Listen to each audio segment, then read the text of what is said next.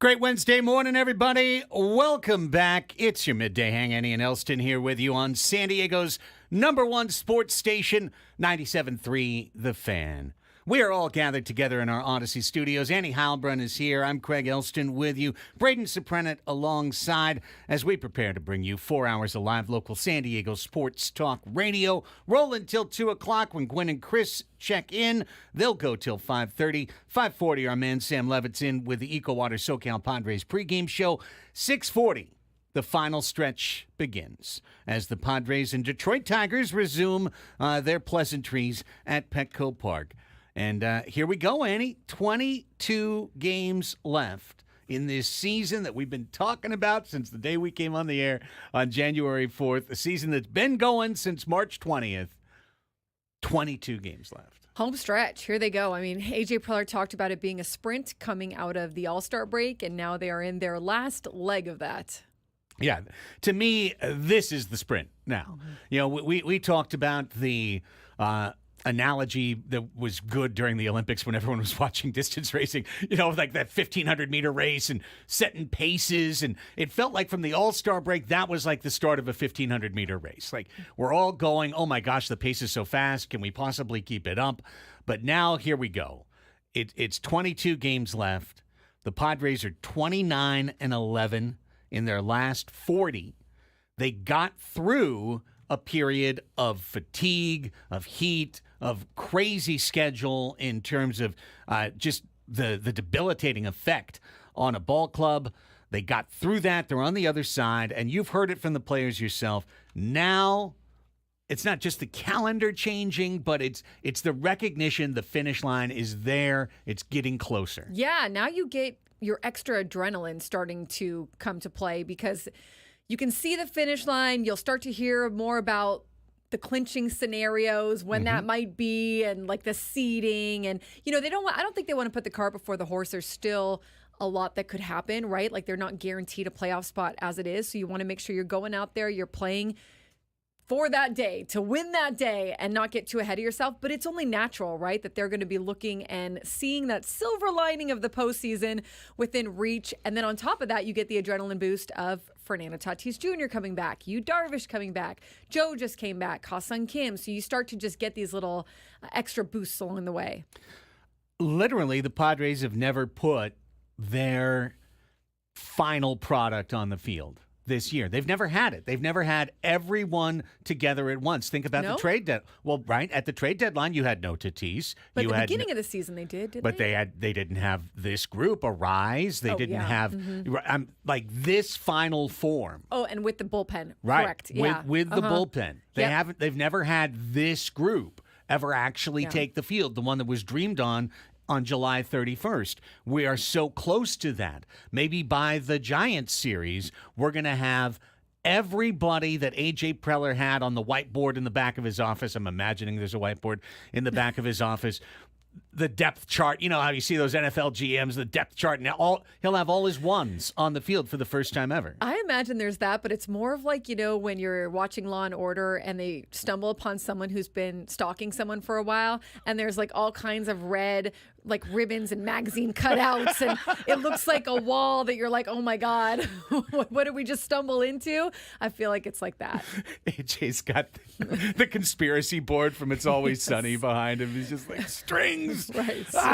Red strings connecting everything and arrows and and it all leads to Martin Perez. Right. I knew it. Well, this has just been such a year for AJ Preller. It's been his best year as general manager, and as such, he's got this team, a team that we are all behind at this point, a team that has proven so much through 140 games that now it's down to the concrete brass tacks of what's it going to take to get into the postseason.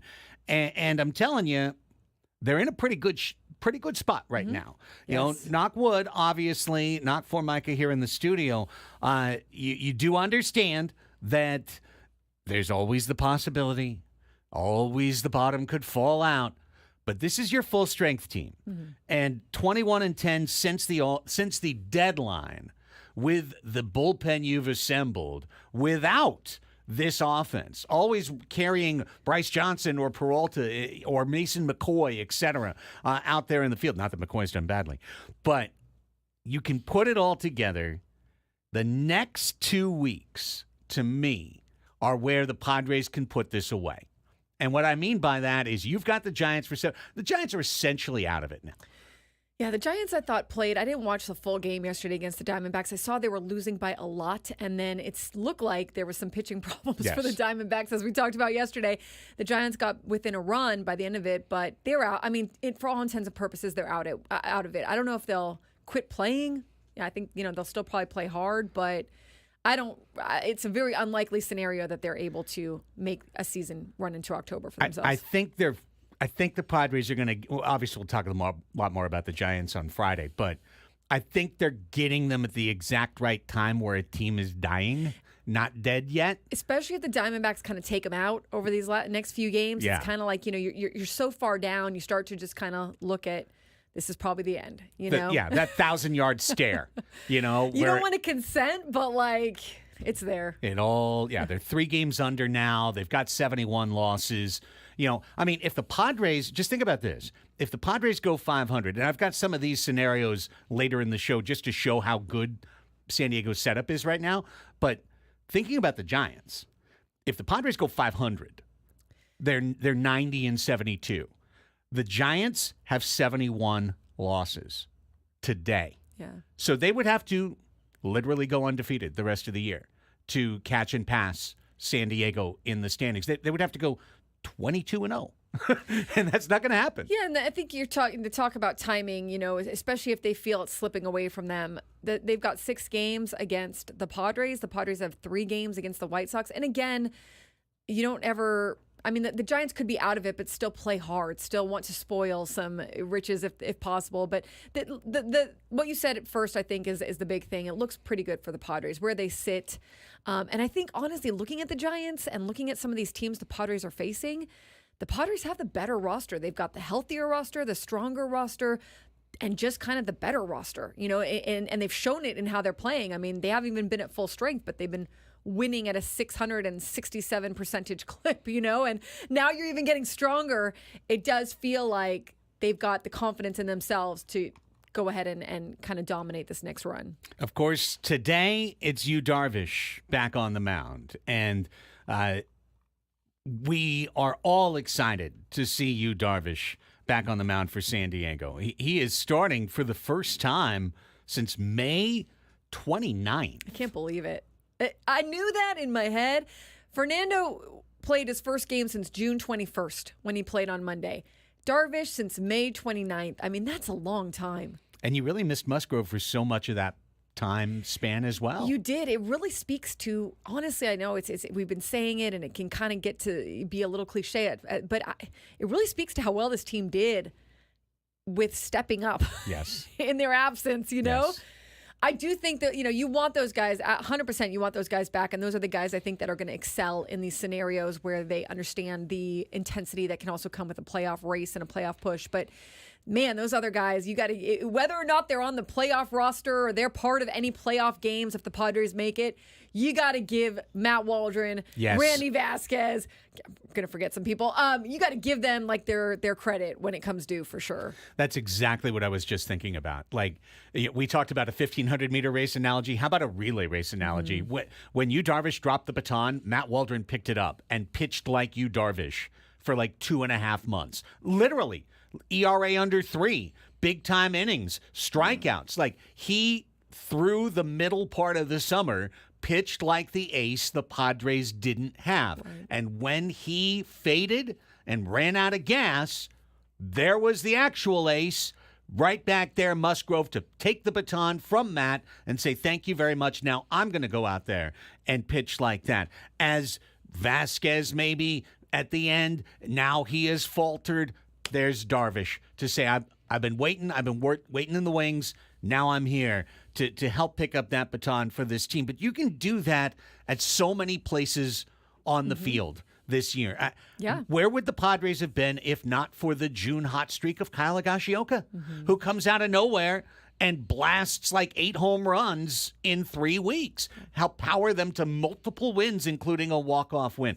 David Peralta steps in for Fernando and pretty much hits like a 75-80% version of Fernando Tatis Jr. for the better part of a month, waiting for Tatis to come back. McCoy steps in, gets on base at around a 400 clip, while playing decent defense while Kim is out. You can literally go up and down the field for these stories. Yeah, Donovan Solano, Tyler Wade, all the guys you just mentioned. I feel like, again, I'm going to forget someone who was like pivotal to them in the beginning half of the year. But it's so true. Like, it's so rare, I feel like. You've watched a lot of baseball. It's so rare, again, to hit on all of these guys, but they really have this year. They've all had their part and their role. They've all executed it. It's something you've said many times, magic carpet ride. That's what it does feel like. That's what it feels like when it goes like this. Yeah. Estrada. There's Since another the one. All-Star break, for sure, yeah. But early in the year, Estrada stepped up in a moment when the team had nobody behind Suarez. There was a period of time where it was like Suarez and then, oh my God, we're going to pitch Kolek in the 8th. We're going to pitch Johnny Brito in the 8th. Like, it was a hot mess. In comes Estrada from the minor leagues, locks that stuff down. Morahone. Cosgrove was supposed to be our impact left-hander at the start of the year. Complete explosion this year. Did that kill us? No, because Morahone stepped in, picked up the baton, and kept running with it as a quality left-hander for this team. Again, you can just go up and down the roster to see how each time there's been a stumble, there's been someone there at the time of need to help carry the water for this team to get them where they are now. And now, for once, knock wood, the whole team can be together for the final 20 or so games of the year and into the postseason. Yeah, and again, what's favorable to the Padres is they've got 5 off days. They can really set their bullpen or even their rotation up the way they need it to come out of those off days or go into those off days, utilizing whatever they need, right? You've got guys coming back with Kim, with Tatis. You've got a lineup that has been firing on all cylinders, really, regardless. And then you've got a team that's not leaving the West Coast, essentially, going up to the Mariners and going over to the Diamondbacks? Diamondbacks are at the end of the year. We are Mariners, Giants. Mariners and Giants next week. So not leaving the Pacific time zone. All of that I think is going to play a part. And then they've had some luck. Honestly, I feel comfortable saying that because players say it. They have had some luck, and you need that when you're on a magic carpet ride. Yes, you need little Aladdin, ducking out under some. Oh, whole new world. Who was the antagonist in that? I just don't remember. Jafar. That's not Jafar. Is it Jafar? Was it? I don't know. Braden? We turn our lonely eyes to you. I think it's isn't it, he had the parrot for a little bit. Aladdin. The parrot was good though. Phil Well, he was bad. Jafar. I was right. Yeah, Jafar. Hey. All right. Yeah. Okay. Well, you need to be able to evade Jafar sometimes. I really wanted to make that work. It just didn't. It didn't work the way I wanted it to. Hey, good try though. But I do like the analogy of them being on a magic carpet ride a little bit. Brett Boone said that because it is true. Like, they have had some things go their way, and every player in that clubhouse will say it. Well, we got a fun show lined up for you today as well as we get ready for the Padres and the Tigers. Coming up at 11 a.m., our Padres Deep Dive Hour, of course, and Sammy Levitt will join us right at the top of that Padres Deep Dive Hour to give us his thoughts on this team getting ready for the stretch run. I was really...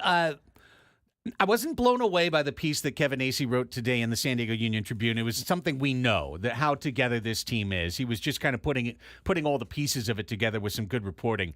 What really struck me was it was like almost a year to the day that he wrote a very different piece about Padres team chemistry and about a clubhouse being in a completely different place. So very interesting to see what 1 year to another, almost turning the calendar exactly, has brought for this franchise. We'll talk about that in the Deep Dive Hour. We'll give you an update on the hunt for October. 12 o'clock Sports Fix, of course, comes your way at the midpoint of the show with all of today's sports news. At 12:20, and we're going to start working on this next segment. At 12:20 will be our second to last NFL team eliminator. It's getting extremely hard to the point where we do need 2 segments so we don't explode the clock in the 12 o'clock hour.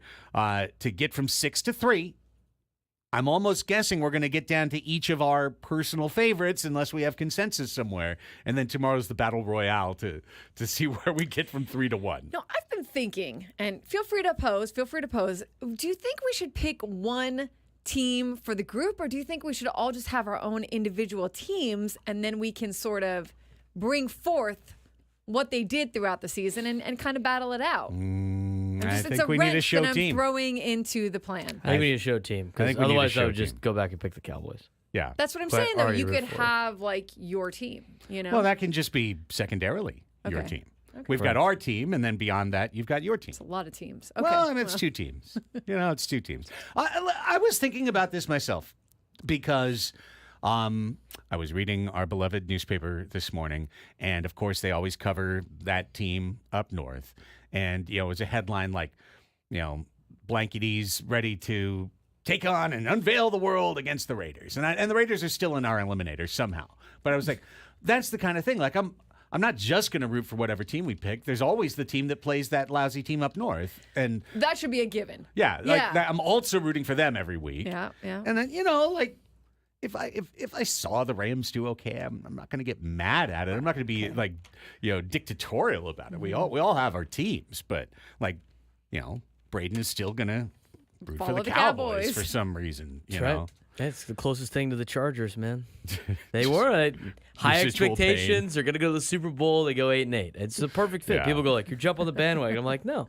I know what I have had for so long. It's called expectations and disappointment. It's a perfect void.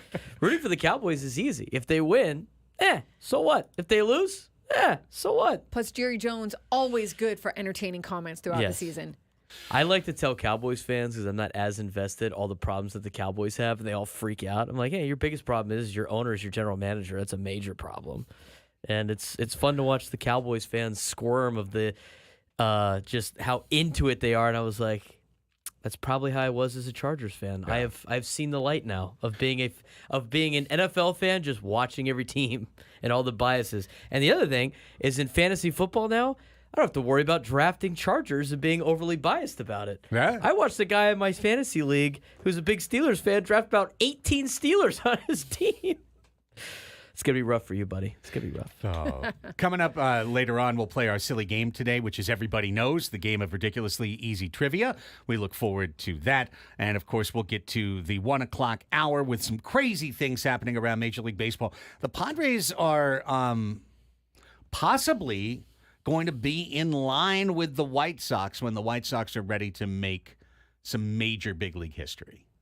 And at the end of the year, something to keep an eye on. Yeah. That's Do you the series. think they'll fight any harder not wanting to make that history? I don't I think know. the White Sox can fight as hard as they want. I think they're going to have a tough time no matter what. Literally the series I'm the most nervous about in the final 22. I'm scared to death of that series because we have to win all 3. We have to win all 3. Have to. Do you have to? Do Yes, they have you have to. I don't know if they have to. Yes, you have to. This team is 4-38. They're not going to combust if they lose any of those games. 4-38. Unless it literally drops them out of a wild card spot, they don't have 4-30, and you've got to beat the White Sox. I'm nervous about that, and that's the show setup. We're set for an exciting one. When we come back, we've got 6 teams left. At least let's put them on the bulletin board, poke some pins in them, and try and figure out what the heck we're doing with these 6 teams, because at 2 hours later, we've got to cut 3. 3 must go. So we're going to start working on it when we come back. Annie and Elsten, fun day underway. You're with your midday hang on San Diego's #1 sports station, 97.3 The Fan.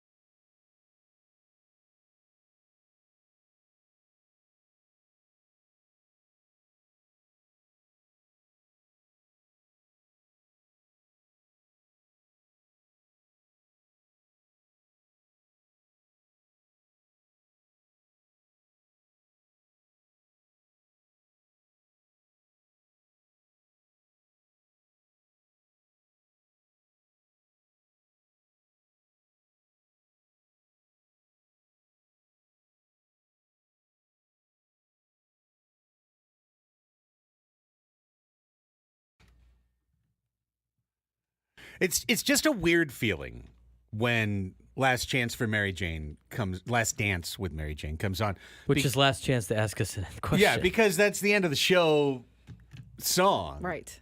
And then we hear it, and it's 10:25, and now just like a Pavlovian response, like a dog hearing the bell, waiting for a treat, I hear that, and I'm now thinking about lunch. I'm thinking about picking up James from school.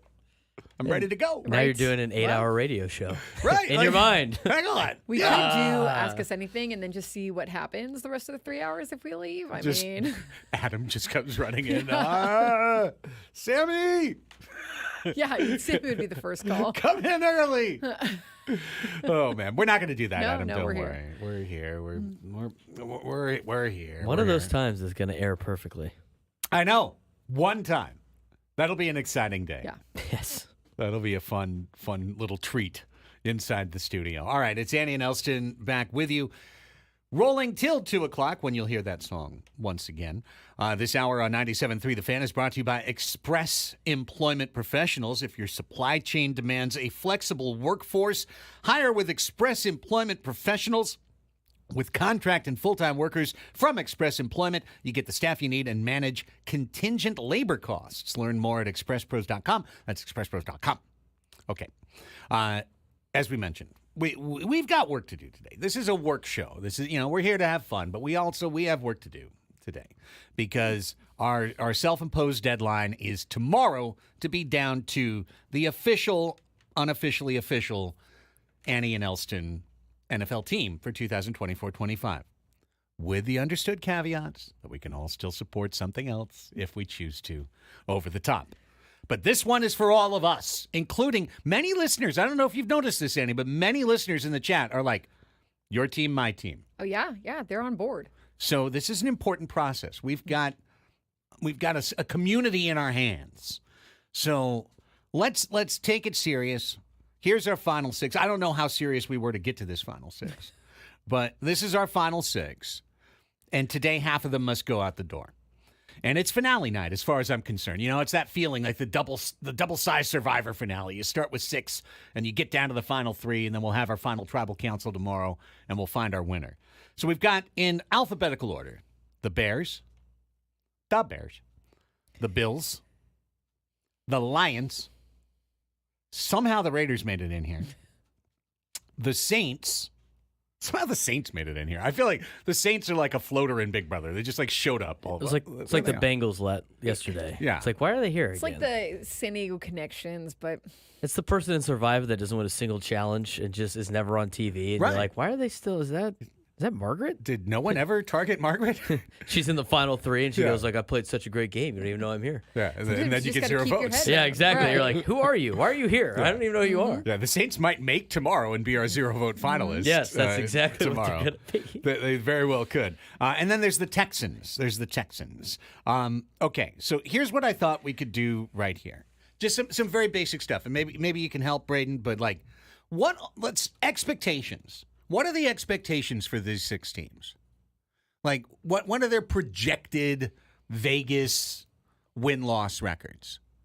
Because that's a helpful guide, right? We don't want to be rooting for a loser. well, I can tell you the only team that was put out in a national article that is like teams that could crash the playoffs in the 2024 NFL season. The only team on this list, all right, Bengals, Falcons, Colts, Seahawks, I don't want to say the last team, and Bears. Bears. Okay? Bears. Because Caleb Williams, first overall pick, they have a new terrain at quarterback. They've got skilled players around him. You still got Keenan Allen. You got some receivers there who can complement each other. You got a good tight end. You got good defense there. I think the Bears have a lot of expectation on them. All right, here They have a lousy O-line. So we'll see how that works. I'm looking now at a website that's got like 7 different sports books. So just for the numbers, right? Because the sharps know the best. The Bears right now, on average, are being picked to go somewhere between 8.5 and 9.5 wins. So that's basically 500, right? The Bills are 9.5 to 10.5. The Lions are 10.5 across the board. You can go to any sports book in Vegas, and 10.5 will be their win total over/under. The Raiders, got to go way down here, are 6.5 unified. The Bears, they fortified their offensive line. Pro Football Focus has, I don't know what you're doing, Annie, that you're such a huge Bears fan. I don't get it. The Bears. They're the most overhyped team. They're the most overhyped team in the NFL right now because of Caleb Williams. And you obviously love the Bears for a personal reason. And I want to know what that reason is. The reason Annie loves the Bears might be the same reason why Craig does not like the NFL as much. There's some backstory here. It makes no sense. They bolster their offensive line. Sense. I'm telling you right now, I'm with you to put the Bears in the final 3. You know what? Why don't we just pick the Bears? Why don't we just pick the Bears? Annie's only going to pick the Bears. Why don't we just pick them? At least my argument. Why don't we just pick pick the final them? 3 then? They make the final 3. That's all every I'm saying. team that gets overhyped like this usually falls on their face. And I've seen it so many times. Or it could be. Hang on, let me finish my exercise. Okay, sorry. All right. Raiders 6.5, Saints 7.5. A bad team. Saints aren't going to be very good. Expected to be 7-10 or 8-9. And the Texans, I got to go back up here, 9.5. 9.5. So in this grouping, by expected Vegas win totals, the rankings are Lions on top, followed by Bills, Texans, Bears, Saints, Raiders. So should we take off the Saints and the Raiders? I mean, yes. Yes, we should. But that's for 1220. That's for 1220. Okay, we're just going through them yes, now. we're trying to figure. I want pros and cons. Like what are the? Because listen, I think I'm the most agnostic in the room. For the Raiders, Antonio Pierce did a good job when their head coach left last year. Who was their head coach? I don't know. But anyways, took over that guy. It was Josh McDaniel. There you go. Oh yeah, he's always a good idea to get rid of him. Like, you automatically get better if you've hired Josh McDaniels and you fire him. It's guaranteed. Okay, you just shouldn't have hired him. That's the problem. Oh, are we trying to find another good thing about the Raiders? Have we run out? Devontae Adams is good, They've right? got Gardner Minshew. Is that their starting quarterback? Gardner Minshew. Oh, my gosh. Okay. Oh, Tom Telesco went over to the Raiders. Oh, okay. Wow. And? Okay, hold on. Raiders have got to be eliminated. What are? I think the only reason they made it to 6 was to spite people. Yes, I do find it funny that the people in the chat that are against the Raiders, they go Raiders loving is Dodger loving. Meanwhile, they got bolt up in their bio. It's just hilarious. This is keeping a flame lit for an AFC West opponent. Yes, that is the perpetual flame. In fact, right? Yes, that's right. The flame that they have taken with them through L.A., Oakland, Las Vegas. Oh, yeah. Well, Braden, you got anything on the Raiders? I'm looking. I love the Raiders because they're so funny. It's just such a funny team. It's so entertaining. The Raiders. I feel like after I took my San Diego Charger hat off, where you're just destined to hate the Raiders, watching their organization is hilarious, and I love their fans. Crack me up. The Raiders. I like their Raiders swag, and I love when the Raiders beat the Chargers. It's hilarious. It's so much fun to watch. But I can still root for that and not have them be the unofficially official team. I can have my cake and eat it too in that circumstance. And then I'm not spending the whole year, and this is my number one anti-Raiders argument. I'm not spending the whole year with some fellow travelers that I might not be so thrilled to be with. The Raider-Dodger fan base. That now we're holding hands on Sunday, and then we're showing each other the finger for the playoff game. I have a hard time. The fellow travelers argument is the one that really tells me it can't be the Raiders at the end of the day. Now, the could I go to a game argument puts Raiders in first place. It's Las Vegas. They could almost undoubtedly be able to go to a game. I think that the fellow travelers, see, I separate the Dodgers and the Raiders. Maybe I shouldn't, but I think they can be actually pretty funny and pretty entertaining, those Raiders fans, and pretty used to losing and their organization like imploding. And like you said, a kid who knows that their players are going to go to jail, like we heard the other day. Right. That's just what the kid said. I'm not saying that. Well, he said it would be a good season if they didn't. If they don't go to jail, right. Okay, well, I'm looking at this article right now. They've got many young players. This has been the least convincing case to back the Raiders I've ever heard. It's basically just to troll everybody, especially the Charger fans that are Padre fans. They get so upset about it. It's hilarious to me. Well, we've got one Charger fan that's just trying to dominate our chat right now. And I just want to let you know one thing, buddy, in the chat, because he just wrote the funniest thing in the world, which is, don't come crying back when we win the trophy. Nobody's coming crying back. Now, I will say that you are correct that we can watch the AFC West all season long and look at the Chiefs and look at the Raiders and look at, because they're going to play certain teams. And they'll be in if you're watching local TV, they'll be on the local Right. TV afternoon window. Yeah, you exactly. know. So, You know? yeah, absolutely.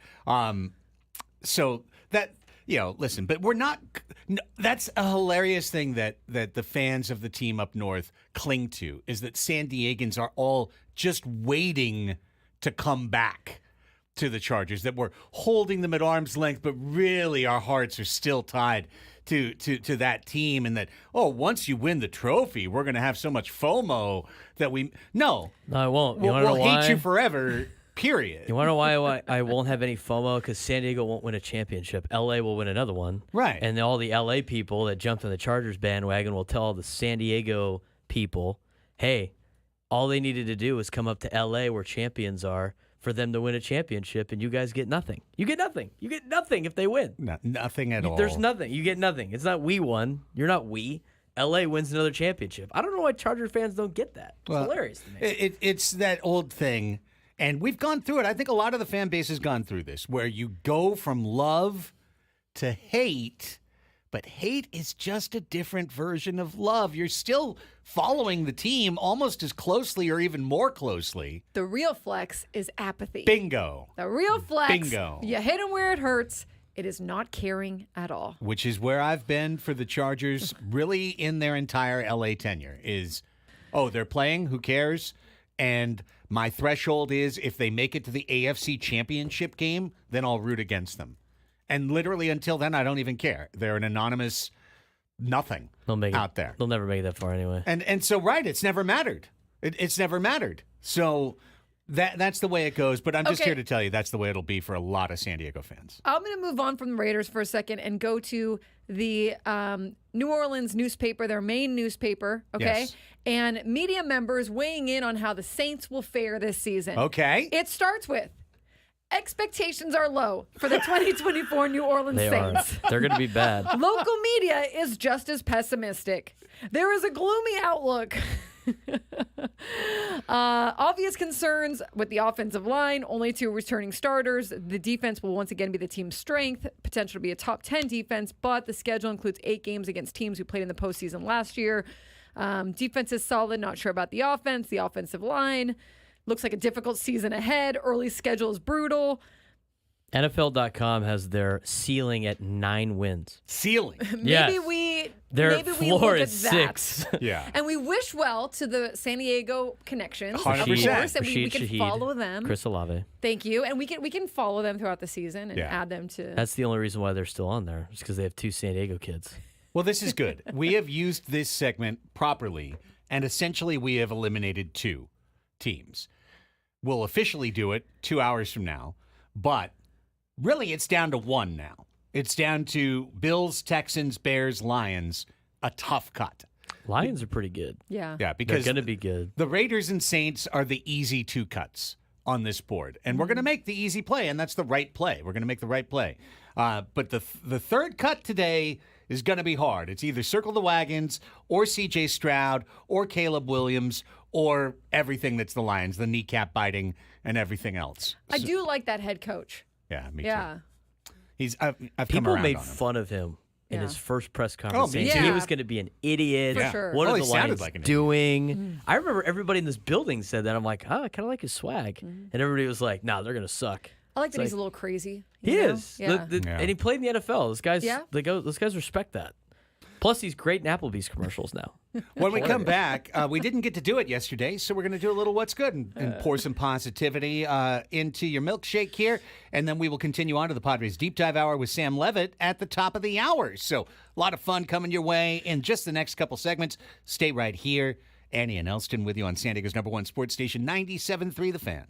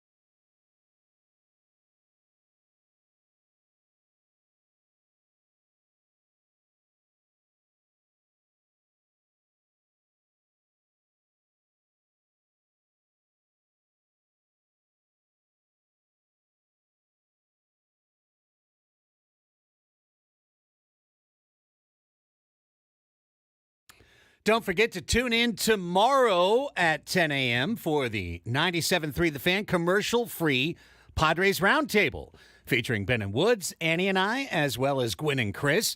It's presented by San Diego Roundtable Pizza. For takeout or delivery, go to roundtablepizza.com. Roundtable, the last honest pizza. 2 weeks in between roundtables. Looking forward to it. We'll have Glasses the on, gang crooked. back together. Yeah, everyone should be here, seeing as the Padres are at home Thursday night. 5:40 start to wrap up the Tigers series. Looking forward to that. So tomorrow, 3-hour show for us. I mean, it's a 4-hour show for us. We're all on from 10 to 11. We just have all our friends with us. So that should be a great time. Also wanted to note for you while we're making programming notes that today's Gwen and Chris show is live on the road. They are doing today's show live from Buffalo Wild Wings in Mira Mesa, 9690 Reagan Road. So if you just type in Buffalo Wild Wings, Reagan Road, you'll find it. So people can go out there and say hello. They can go out and say hello. They're giving away tickets and Buffalo Wild Wings, because it's a new restaurant. They are giving away free wings for a year to some of the lucky viewers or inhabitants of the restaurant during Gwen and Chris. So if you're a big fan of B-Dubs, 9690 Reagan Road, big fan of Gwen and Chris, 9690 Reagan Road, today, 2 to 6. Check out the show, 2 to 5:30, being real. Come check out the show and enjoy all of the chicken. Good chickens. Okay. It's time for What's Good. We didn't do it. We didn't do it yesterday. We ran out of time. We overcooked our clock. So what's good? Or So can Wednesdays. Overcooked your chicken.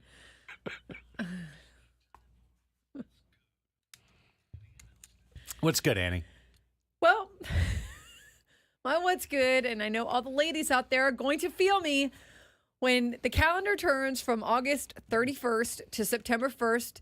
There's something new in the air, and although it is a heat wave Yes. this week in San Diego, you can feel that now you can take out the pumpkins. You can start to dream about what the Halloween decorations are going to look like. You can put some fall candles out. Again, it's going to be like 200 degrees, but you start to just like have the vision. So, when September 1st hits, it just hits a little different. It's like Halloween's around the corner. Fall is here.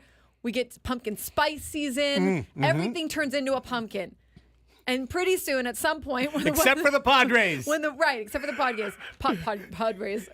When the weather turns to maybe like 70 degrees, we can wear our boots and our scarves and act like we're in cold weather, and that is just a wonderful thing. So, this is the shout out to September 1st pumpkin SZN season. Zin? On our, we've got like a couple regular dog walks for Sammy the pug in our La Mesa neighborhood, and the one that we usually use in the evening goes down a street where there's one house that's like big into Halloween. And these days when someone's big into Halloween because they've gone to Lowe's and they've gotten the 12-foot skeleton. Oh yeah. Right? That's like what the towering over the neighborhood skeleton. Yeah. Do you like those? I do. I love them. Me too.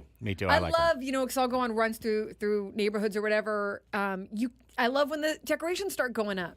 Okay, so literally on September 1st, on Monday, right? With Monday, Sunday, that house went full Halloween. Full Halloween. Wait, what day? September 1st. Oh my God. The day that we are celebrating. I love it. I'm like, you know what? You live that life. Yeah, the I support gravestones are up. Do it. Spooky season. Spooky season. Spooky season is here. Manny in the chat, not that Manny. What if it is Manny Machado? But he says it's not Manny Machado. That's what a burner would say, though. Yes. That's right. When is it okay to start decorating the house for Halloween? I say September 1st hits whenever you like. I say October 1st. I think October 1st as well. I say September 1st. It's not like Okay. And Halloween's on the last day of October. You have 30 days. Why only have 30 days to enjoy all those spooky decorations? Why not just leave it up the whole year then? leave it up the whole year? Yeah, you could just be the Haunted Mansion the entire year. Yes. Just, you know what? Just yeah. don't clean the spider webs that just formed during the hot months. Just I embrace used it. to fight this battle at our house for Christmas. Christmas says, get your And- money's worth. Yes. And now I've relented because both my son and my wife want the Christmas decks up like as early. I was like drawing the line at Thanksgiving, like I think that's not, fair. Not before Thanksgiving, but now it's like Thanksgiving Day. Let's get the tree up. Let's get the lights Yeah. up. Let's get going because as they say, they want to enjoy it of course. Well, that's for what as long a time as Yeah. possible. Well, once your kid starts getting to college and they go away for the holiday season, they come in town for Thanksgiving weekend, right? And then that's the time you can go get a tree if you get a real tree. So that's what we've been doing. So the weekend, once Thanksgiving ends, that weekend is usually the weekend we'll start decorating for Christmas. I Yeah, used to yeah. be because my parents always got real tree. You know, I We have used to be a both. real tree. I don't know, snob, devoted, yeah, devotist, devotee, yeah. But then we got one that you can set up that stays in the garage, Yep. you know. And Oh, you mean it's you don't have two like we have two? so Very much dependable. easier. Oh, wow. Fancy over there. We have You know, a big fake family. tree You know, he's and a Cathedral real Catholic, tree. so. Yeah. And then we leave up the Christmas stuff through the Catholic Christmas I season. now leave up some of the Halloween stuff because I was asked what is my favorite Halloween movie. Thanks, Tyler. The Nightmare Before Christmas. Although I do love the Scream series or whatever, but The Nightmare Before Christmas, I like to leave up a little Halloween, some black pumpkins or black stuff throughout the Christmas season. What? Like, like to make it like a little spooky. A spooky Christmas? Like an edgy Christmas. I like to say Edgy Christmas. I was buying what you were saying if you're like leaving it through the fall because it's fall decor no. too. But No, no, I'll you mix leave it in it. the wintertime. Yeah.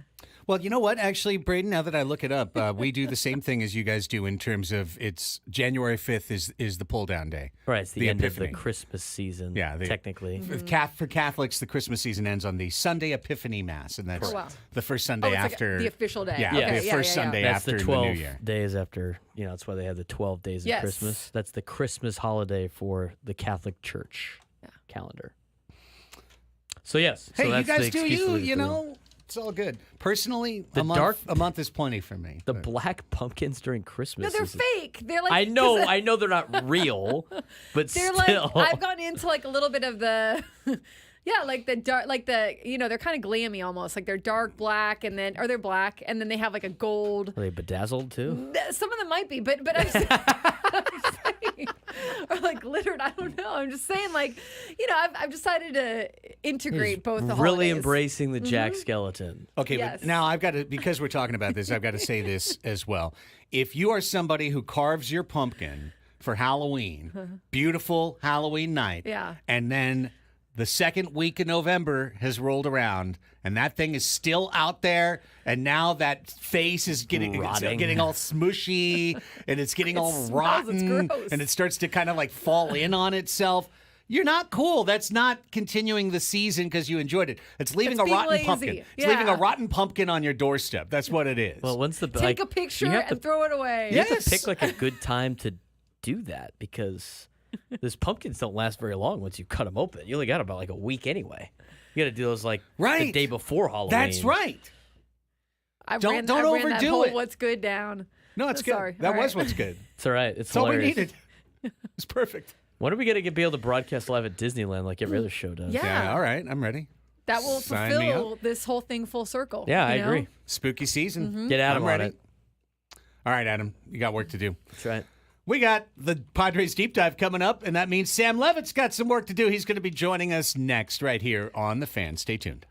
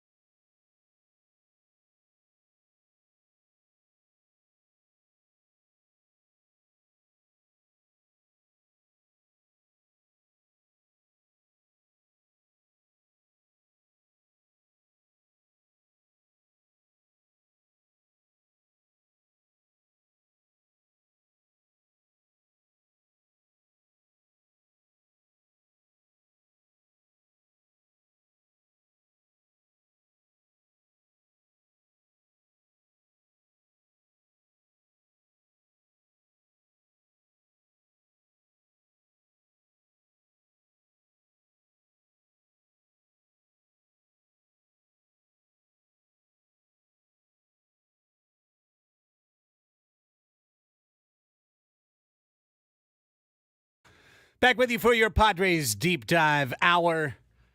On Wednesday, September 4th, it's Annie and Elsten here with you, joining you on San Diego's #1 sports station, 97.3 The Fan. Annie Halbrand, Craig Elsten, Braden Soprenin, all gathered in our Odyssey studios. We roll till 2. Then at 2 o'clock, Gwen and Chris check in. They are live today at Buffalo Wild Wings, 9690 Reagan Road in Mira Mesa. They'll be on till 5:30. And then this man will be live on the air from Petco Park, where he'll have the Eco Water SoCal Padres pregame show for you, as well as the postgame show afterwards. Sam Levitt is joining us to kick off the Deep Dive Hour today. Sammy, good morning to you. Thanks as always for your time. Hey, good morning. Yeah, I wish I could get over to Buffalo Wild Wings to hang out with Chris and Scraby. If I wasn't at the ballpark, I certainly would. So I hope people get out there and have a good time. Well, my friend, it's great to chat with you. And we spent most of yesterday's show kind of looking backward at the previous 28 games. We certainly have room for that if you're interested in it, 18-9 and the 27 games over 28 days. But today we're mostly looking ahead. 22 games remain in the season, 140 games done, almost all of them with you on the mic, Sam, in one form or fashion. But 22 left now, and it's fair to say the Padres are as well situated, whether they're going to take advantage of it or not, they're as well situated as they have been in many a year. Yeah, there's no doubt about it. I mean, and that's a credit to them. They've worked themselves into a position where this morning they would host a wild card series, and they have a cushion as far as the wild card race. With that said, still 20-plus games to go, and there are teams playing really well. The Diamondbacks continue to play well. The Braves are playing much, much better. The Mets all of a sudden are red hot once again. The Cubs, despite losing last night, have played a lot better. So to their credit, they have done just a wonderful job weathering the injury.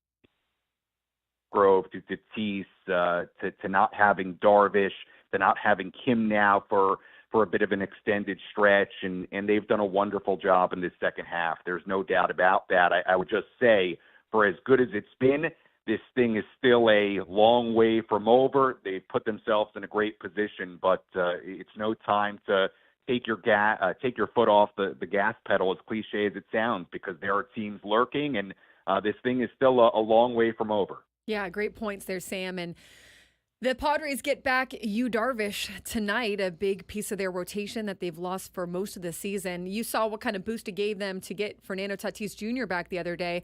Getting Yu Darvish back, what do you think that means to this team?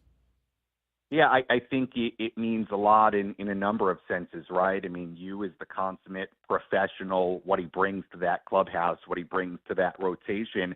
And in a performance sense, I think all you have to do to realize the impact that somebody like Yu Darvish can have on this team is look at Joe Musgrove and what he's done since coming off the IL. 5 starts, a 1.30 ERA, and he's had a couple of starts that have been just dominant. I mean, I looked against the Tigers on Monday. He had that start against the Mets where he was just tremendous. I mean, he has looked so good that I think it's a really good reminder of, number one, the impact that somebody like Yu Darvish can have both in September and hopefully well beyond September, and also that hopefully you're getting a version of Yu that is fresh, right? I mean, he's somebody who tonight will take the mound, in a major league stadium for the first time in a little bit more than 3 months. So you hope he's fresh. You hope he's ready to go. Obviously, there will be a little bit of a limit on him pitch count-wise tonight, but I think all you got to do is look at what Joe Musgrove has done as a comparison, and I think it helps you understand just how important getting the quality of a pitcher like Yu Darvish is. And when you consider some of the other factors, when you consider the fact that a Michael King is now well above the amount of innings he's ever thrown, that Dylan Cease has been a little bit more up and down as of late, that's not to say that those guys can't continue to be really good. They certainly can. But when you get Yu Darvish back in the mix now, it just adds another potential ace-like arm to your rotation and somebody that can help lead the way as you get into the most important part of the season now. So it's obviously a really, really big deal in a number of different respects. Sam, just following up on that, when Joe came back, we had to wonder, right? Where's the health level at? And of course, he was talking about rebuilding his delivery and pitching through a bone spur and adjusting mechanics. And so I thought it was extremely fair to have that kind of active question after his first start. How does he bounce back? What does his second start look like? And now that we're 5 starts in, obviously, Joe is pitching at the top level that he can, essentially. He's pitching like a Cy Young guy. You, Darvish, I think it is fair for us to be reminded of his season to date. He started the year pretty good. He missed a week with a little bit of a twinge. He came back from that, had 5 straight really good starts, and then had 3 straight not so good starts, went on the injured list, had a rehab start, and that's when he went on the restricted list. So during the time he was on the restricted list, I think it's important for the listeners to remember, Sam, he couldn't interact with the Padres training staff, coaching staff. He couldn't be checked upon. They weren't allowed to have those interactions. He's been working out at high school fields. So I'm still kind of wondering where you is from a health standpoint and what we can expect. I feel like we're kind of running into this going, okay, he's going to be full strength and he's going to be an ace. I'm going to wait on that until I see 2 or 3 starts. Yeah, I think it's a fair question, Craig, and I think that's no fault of Hughes, just like it was no fault of Joe's, right? I mean, I think it was fair to wonder as Joe was coming back, just again as a comparison, to wonder what he would look like and how effective he would be, just because he was coming off, elbow issues and coming off a time down. And, the minute that Joe went on the IL, it was pretty clear that it was going to take a certain amount of time for him to rest and then ramp back up, and it was going to be a while. In Yu's case, it's a little bit different. You kind of laid out the timeline, but he had the neck issue, and then he came back from that, and then he had, I believe it was a groin issue, and then as he was working back from that, it developed into, some sort of elbow inflammation issue, and then he went on the restricted list, and it's been more than 3 months. So I think the question is fair to sort of wonder, okay, number one, what's the effectiveness like? Number two, can he hold up? Is he going to be able to get through ramping back up and get back to that ace-like version of Yu Darvish? I think those are all fair questions. I think much like in the case of Joe, you just hope that, number one, he's effective right away here. And number two, hopefully the fact that he did have some time away, and he did obviously have to recuperate from some of these issues. It hopefully he comes back fresher than where he would be, obviously, if he was pitching in the major leagues the last 3 months. So I think it's fair all the way around, just like it was fair with Joe to sort of have a little bit of, questions in your head about what exactly this is going to look like and how he'll recover and all of it, just because he has had some injury issues earlier this season. But we won't know until he starts throwing every 5 days and gets back into the swing of things here. So look, I think all in all, today is a really great step, right? I mean, we can't predict the effectiveness. We can't predict if there will be no injury issues moving forward. Obviously, I think today's a good step. He gets out there. Hopefully he's good. Hopefully he recovers well, and you take it from there, just like we've sort of done the same thing now with Joe Musgrove. But it's certainly, I think, Craig, fair to be a little bit, I suppose, cautiously optimistic as Yu makes his return. Sam, you've watched a lot of players grind away in the minors before getting their opportunity. For a guy like Mason McCoy, who has been everything that this team really needs him to be, or a Sean Reynolds, do you consider those guys, a big fit as to the success of how this team has gone this year? Guys like Mason McCoy and Sean Reynolds. Yeah, I think it's part of the magic of this team in 2024, right? It's been a big part of what they've been about, and it's not just in the grand scheme of the season, but also just day to day. I mean, as cliche as it sounds, I feel like one of the great things about this group, especially in the second half, has been that on a lot of nights, it really feels like a full 26-man effort, and each and every night, it feels like there are different guys that play roles in those wins, right? Whether you want to talk about some of the guys that have filled in as guys have been out. David Peralta, a great example. Donovan Solano, a great example. But when you even look at somebody like Mason McCoy or A Sean Reynolds who had been really, really good. And you can even go a little bit before that, guys like Jeremiah Estrada and guys like Adrian Morahone, who obviously become big parts of the bullpen. But, I remember when we were at spring training, I remember, Craig, you were asking me about Jeremiah Estrada. I don't think we could have predicted that he would have the type of impact and the type of role that he ultimately has had in that bullpen and on this club. So, when you talk about somebody like Mason McCoy, Sean Reynolds, McCoy's had some nice moments. He's played solid defense. He lays down a bunt the other day that, ends up leading to a 2-run inning. That was really important at the time. There have just been a number of guys that have held their own, that have done a nice job. You can throw Alec Jacob in that mix. To me, it's been one of the real great things about this team. And again, it sounds cliche, but it's been a real full team effort. And it goes beyond just the 26-man roster. It goes to guys that are at El Paso and guys throughout the organization. So to me, it's been, having somebody like McCoy do what he's done and somebody like Reynolds do what he's done and Jacob, and you can throw a lot of other names in that mix too. It's been one of the real great elements of this team. And Sam, something we're going to continue to talk about next segment, the togetherness of this team. But I'm thinking about two moments. And one was written about by another guy who's been a frequent contributor to this hour, Dylan from Letters to AJ. He put out his latest piece today, and he focused in on that fourth at bat for Fernando Tatis on Monday. I read that this morning. Right? Inside outing the ball. You could really see it when you kind of look at the video and break it down. The infield is shifted the other way. He's trying to hit the ball the other way. He had taken a swing at like 86 miles an hour early in the game. He took the slowest, shortest swing he's almost ever taken in order to try and get that ball to the right side. And in doing so, he moved the runners over. When you put that within the context of what the young man is feeling, how much pressure he has to deliver, his desire to be a hero in that moment, a sellout crowd, etc., it's a real sign that the buy-in for this team, it's 100%. It's complete. And that takes me to another moment that you were there for in spring training, Sam, which was Xander Bogaerts being walked in from the parking lot and changed from shortstop to second base. And I feel like that was such a tone setter for this season, sacrifice being asked of a major leader of the team, that player agreeing, and that's just like the first domino falling to create this clubhouse culture that we're now all celebrating on September 4th.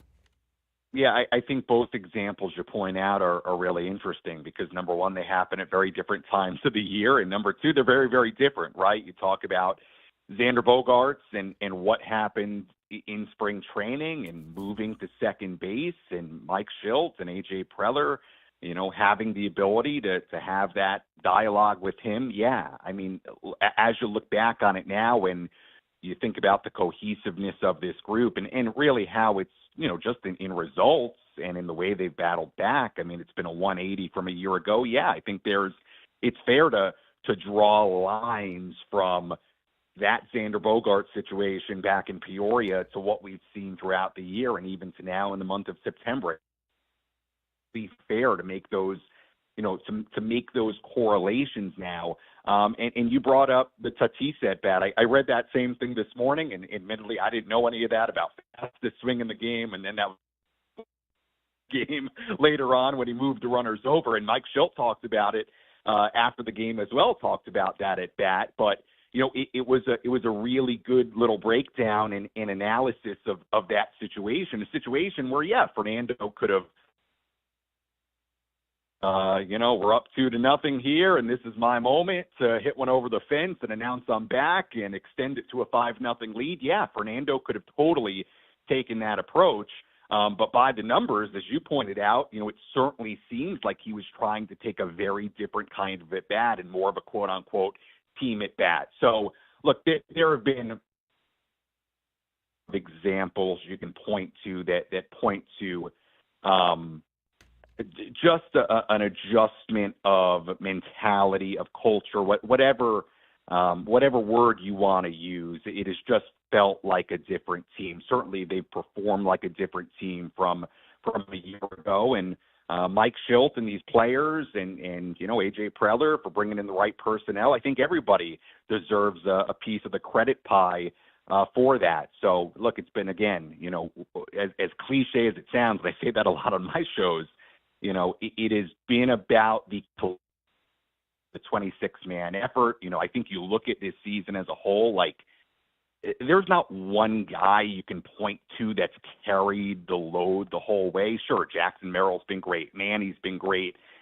Certainly in the last month and a half, 2 months, there have been contributors throughout. But it's not like you point to one guy and say that's been the guy for 140 games now that has carried this team. It's been a little bit of everyone, depending on the day and depending on the stretch. Profar in that mix as well. And I think it's one of the real great aspects of this team. And I think it's something that Padres fans should be really happy about. Sammy, we always appreciate your time, my friend. We'll let you get back to your midday, and we'll look forward to hearing you on the pregame show a little bit later this evening. Always great talking ball with you. Thanks, Sam. Absolutely. Anytime. Thanks so much.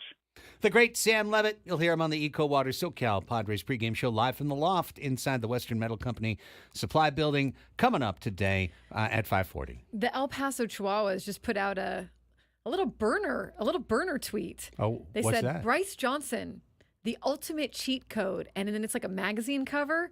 Padres record 35-12 when Bryce Johnson made an appearance in a game. Like, they're essentially saying, like, and because Bryce is now back with the El Chihuahuas. Paso. He got, when Fernando Tatis Jr., but they're giving him his props. They're So the doing a Chihuahuas little will win the troll job. title They're doing now, a little troll job here, yeah. And will the Chihuahuas now win the championship? Or are they saying he's the difference maker? I don't know, Should we put Tatis back on the No. injured list for Bryce Johnson? No. I think Bryce Johnson is there in spirit. Yeah. Yes. Yeah. He probably left a little something in his locker so that a piece of him is there, so that the Chihuahuas record will continue here. In the relay race, he also got to carry the baton for ever so brief a period. He did. Every once in a while, that 2-hit game, that multi-RBI game, couple really nice catches in right field. Like, he didn't do nothing while he was here. He did a couple things. And that was a part of he was a part of their wins, So he did what he needed to do, which is a big part of what Mike Schilt preaches to these guys. Do your role. You don't need to do more than that. That makes you team together, which is what we're going to talk about in the next segment. Kevin Acee put out a long form on where this Padres team chemistry has come from and what it means. And it's really interesting because it was not exactly, but almost, it was a year and 2 weeks to the day back that he wrote the same piece in reverse. Same piece, literally exactly in reverse of what's wrong with the Padres team chemistry in the clubhouse and what needs to change. So I thought it might be fun to compare those two things and see exactly what's changed. We'll figure it out when we come back right here. San Diego's #1 sports station, 97.3 The Fan.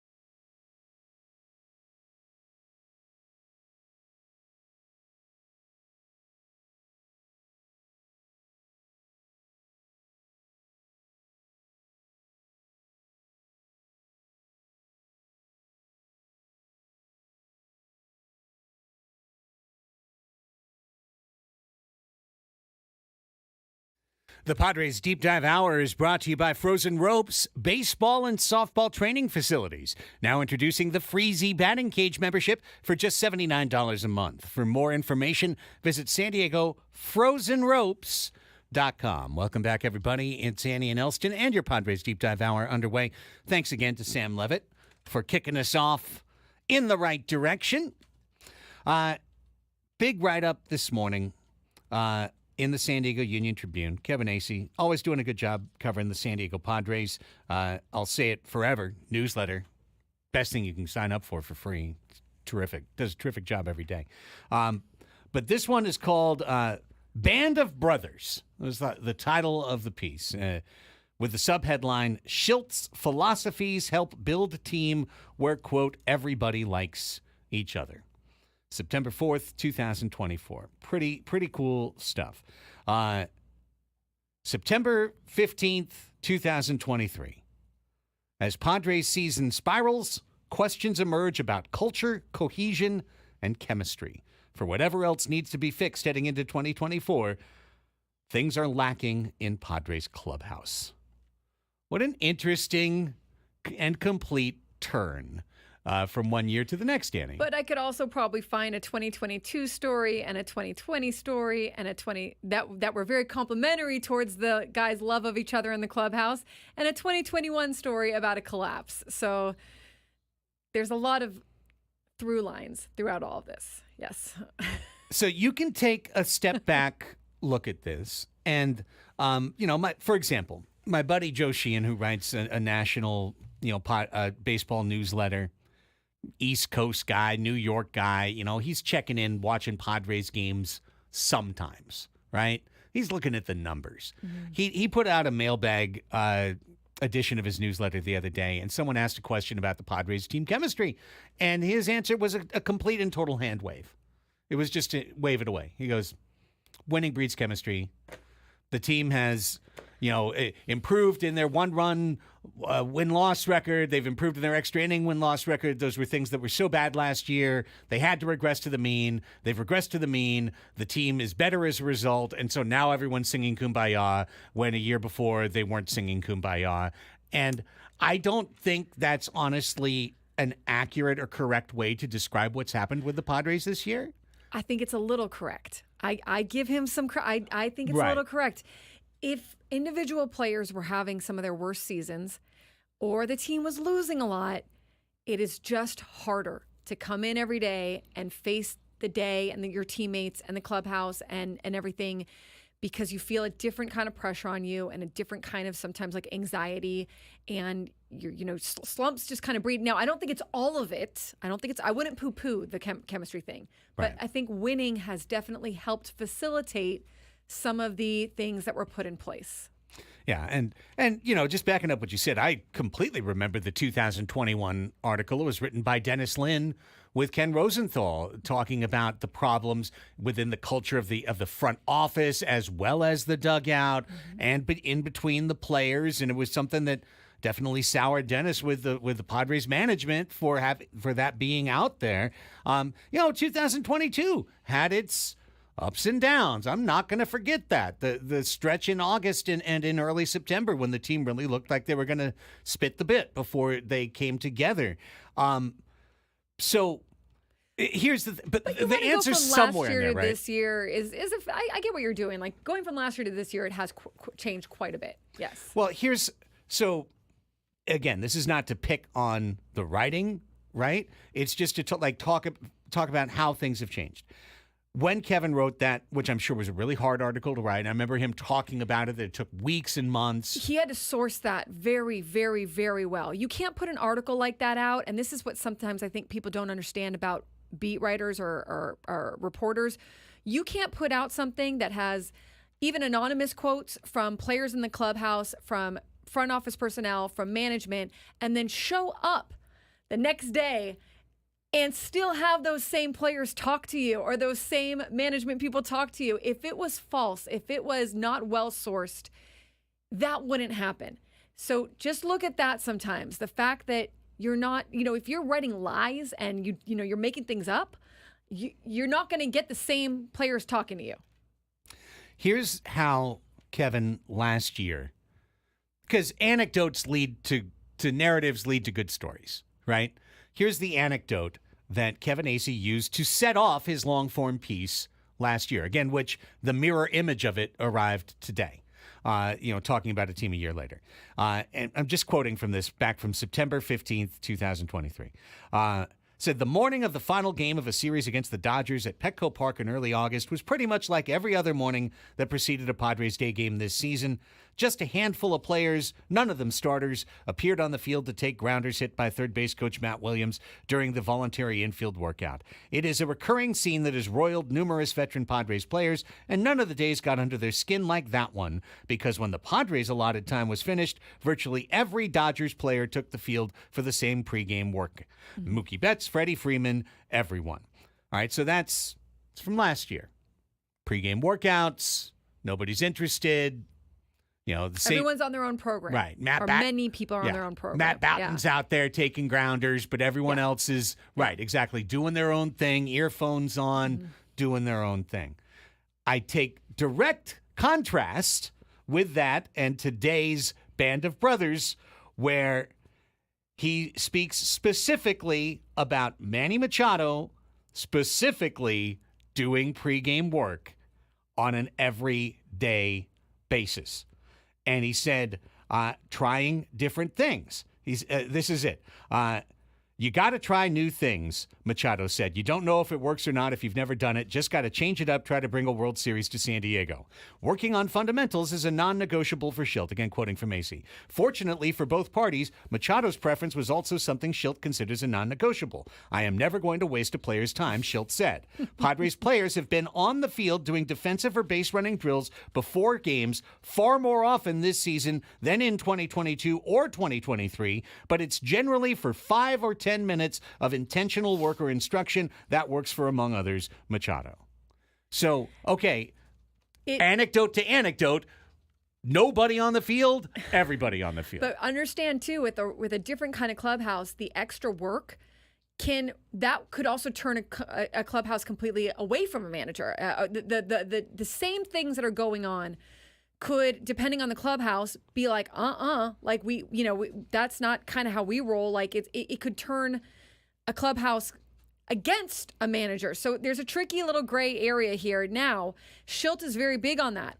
Pitchers are out there doing PFPs. They did that last year too, but more so this year. But that's fielding for anyone that might not know that term. And then, guys doing more. And I like what they said here. I love this kind of delineation of they are out there doing pregame work, but it is very focused pregame work. It's not just eye wash, as Manny calls it, which is to be out there like maybe another manager would have them, and they would be very against that. You're wasting our time. You're wasting our reps, because Manny makes a good argument there. I only have so many reps for my body this year, and those reps should be spent on the field, not necessarily in practice doing eye wash drills. However, they found a happy medium, and I think what you got to think about with this year, what some of the difference is, some of these players learning from last year, being embarrassed about last year, being open-minded to doing new things this year because of what happened last year. So I think some of this is just a maturation process, plus Schilt seeing what went on and coming in with very purposeful ideas of how things should run. I'm trying to find the exact quote in here. I'm just kind of surfing the story, but he talks about how if you haven't heard about a lot of team meetings this year for the Padres, it's because basically they do something almost every day from a team meeting standpoint. And some players, again, if it was a different kind of clubhouse, they would be completely like, what we don't like, no, we're not coming in early. We're not coming in early to do that or whatever. Now, it has been very helpful. I think that there's an argument to be made that the communication that he has instilled has become, as we know, a tenet, a big part of this Padres team. I do think some of that is facilitated by winning. And just think, like, you know how they didn't do so well in the beginning of the year and they were around 500, but they were like, trust the process, trust the process. Well, what if the results didn't come? And you are at this point now in the season and you're maybe looking up at a wild card spot and the process maybe is still valuable or, not necessarily wrong, but the results for whatever reason aren't there because they have been helped a bit. Credit to the players and to Schilt and to everybody, and to AJ Preller for having a different roster. There was a veteran player that said to me earlier this season, we had a lot of me guys before, and now we have we guys. There is a change in the roster that happened that Bob Melvin did want back when he was managing, that is a more balanced roster of some of your David Peraltas, your Tyler Wades, your et cetera, et cetera, et cetera. Could some of this be due to the fact that they have a more balanced roster this year? I think you got to allow that to come into plan too. I couldn't agree more. And I think AJ's roster construction has been the best of his career, dating all the way back to the winter of 2014, and specifically getting the right pieces on the bench. And Schilt implementing that. And Schilt yes, implementing for it. sure. Which brings me to the last point. And players buying in, yeah. Yes. Brings me to the last point and the last quote that I want from today's article. And I think you'll remember, Annie, when I did this as a bit in a segment last week, leading up to saying I think Mike Schilt really deserves, whether Murphy wins it in Milwaukee or not, deserves lots of votes for NL Manager of the Year. And if he doesn't win it, he should finish second, to be sure. Joe Musgrove, quote, speaking of Mike Schilt and his ways of communicating. Musgrove, quote, he says a lot of the same things over and over and over and over, but they wear on you over time. They start making more and more sense, and things start to come into play. And that is helped by winning. You see the fruits of that. You buy into it. And then you also don't want to be the a-hole guy, or maybe some of them, would be okay with that on some teams, right? But you don't want to be the one you think they're all going up there like RBI ground out, RBI, sack fly, or that's not sack fly, RBI ground out, whatever, bunt. When you see it working, right, and you see the results happening, now you're kind of buying into it more. Now you're like, well, look at Fernando Tatis Jr. the other day, whether he meant to or not. Like Dylan said, could have swung for the fences there, right? But you start to be like, well, we're all pulling on that same side of the rope. I think there absolutely is something. Mike Schultz done a terrific job. AJ Preller, one of his best rosters. There's something to them being able to put it all together this year. And I think that is kind of also the players also learning from maybe some mistakes of the past, or being open-minded to doing it differently and execution. And I also think some players will tell you we have had things roll our way this year. And we could have been this team in other years, but things just didn't go our way. So, it varies. Not everyone in that clubhouse is going to have the exact same thought process, right? Fair. But they've done a good job. They absolutely, Schilt, Victor Rodriguez, Tim Leeper is quoted in that article a lot. They've done a good job of fostering an environment where your expectations are known. And Joe Musgrove said at the beginning of the year in spring training, we know what our expectations are. We know what is expected of us. Not always to be the hero, like right. Kevin writes in that article, but to do your job.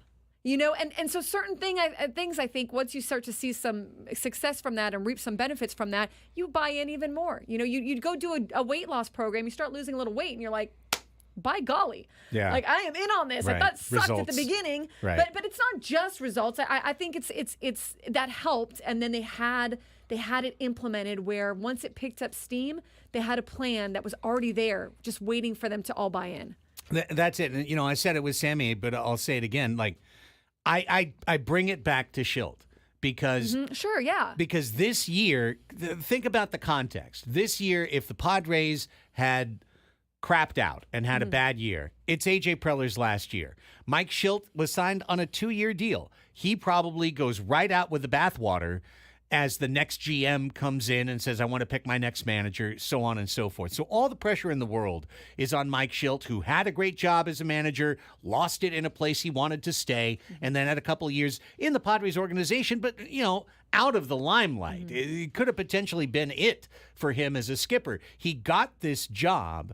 He came to spring training, and he made a radical bet on creating this clubhouse culture, the thing that he knew worked in his previous spot. Sure, yeah. Bringing that here. And being positive. Yes, for drilling sure. messages, the same supportive messages. Consistency, We're going to be aggressive on the base paths. We're going to be sharp on defense, not in a negative way. Oh, you overrun, you took the extra base, you got thrown out. So what? Oh, you got picked off. Yeah. So what? Learning moment. We take everything. We give nothing. Right. All of that. Yep. All of that.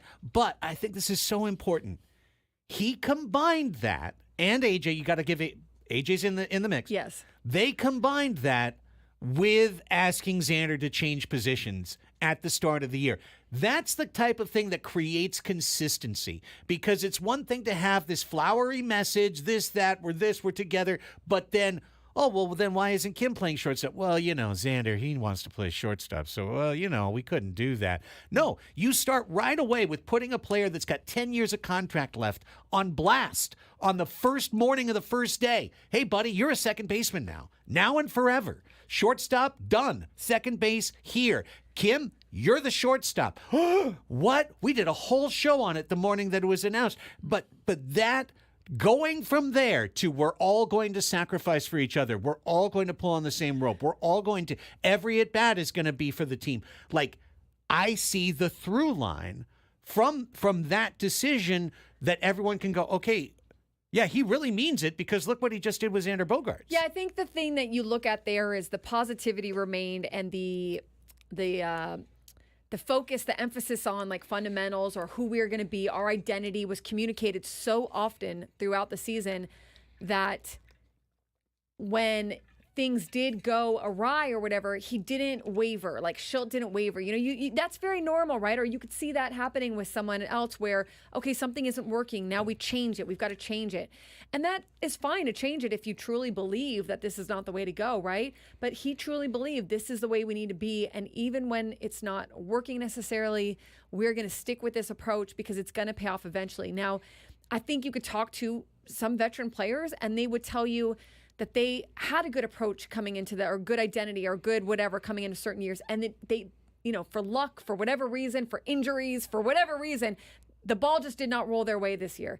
But I think, they're able to capitalize on the ball rolling their way and the winning because in part, Schilt had and his team had that laid out from the beginning. So once it starts going your way, hey, we're already on that path. We don't need to now recreate that path. We're on it. We are on a positive and fundamentally sound and defense driven and all that path. But it's good to talk about. I think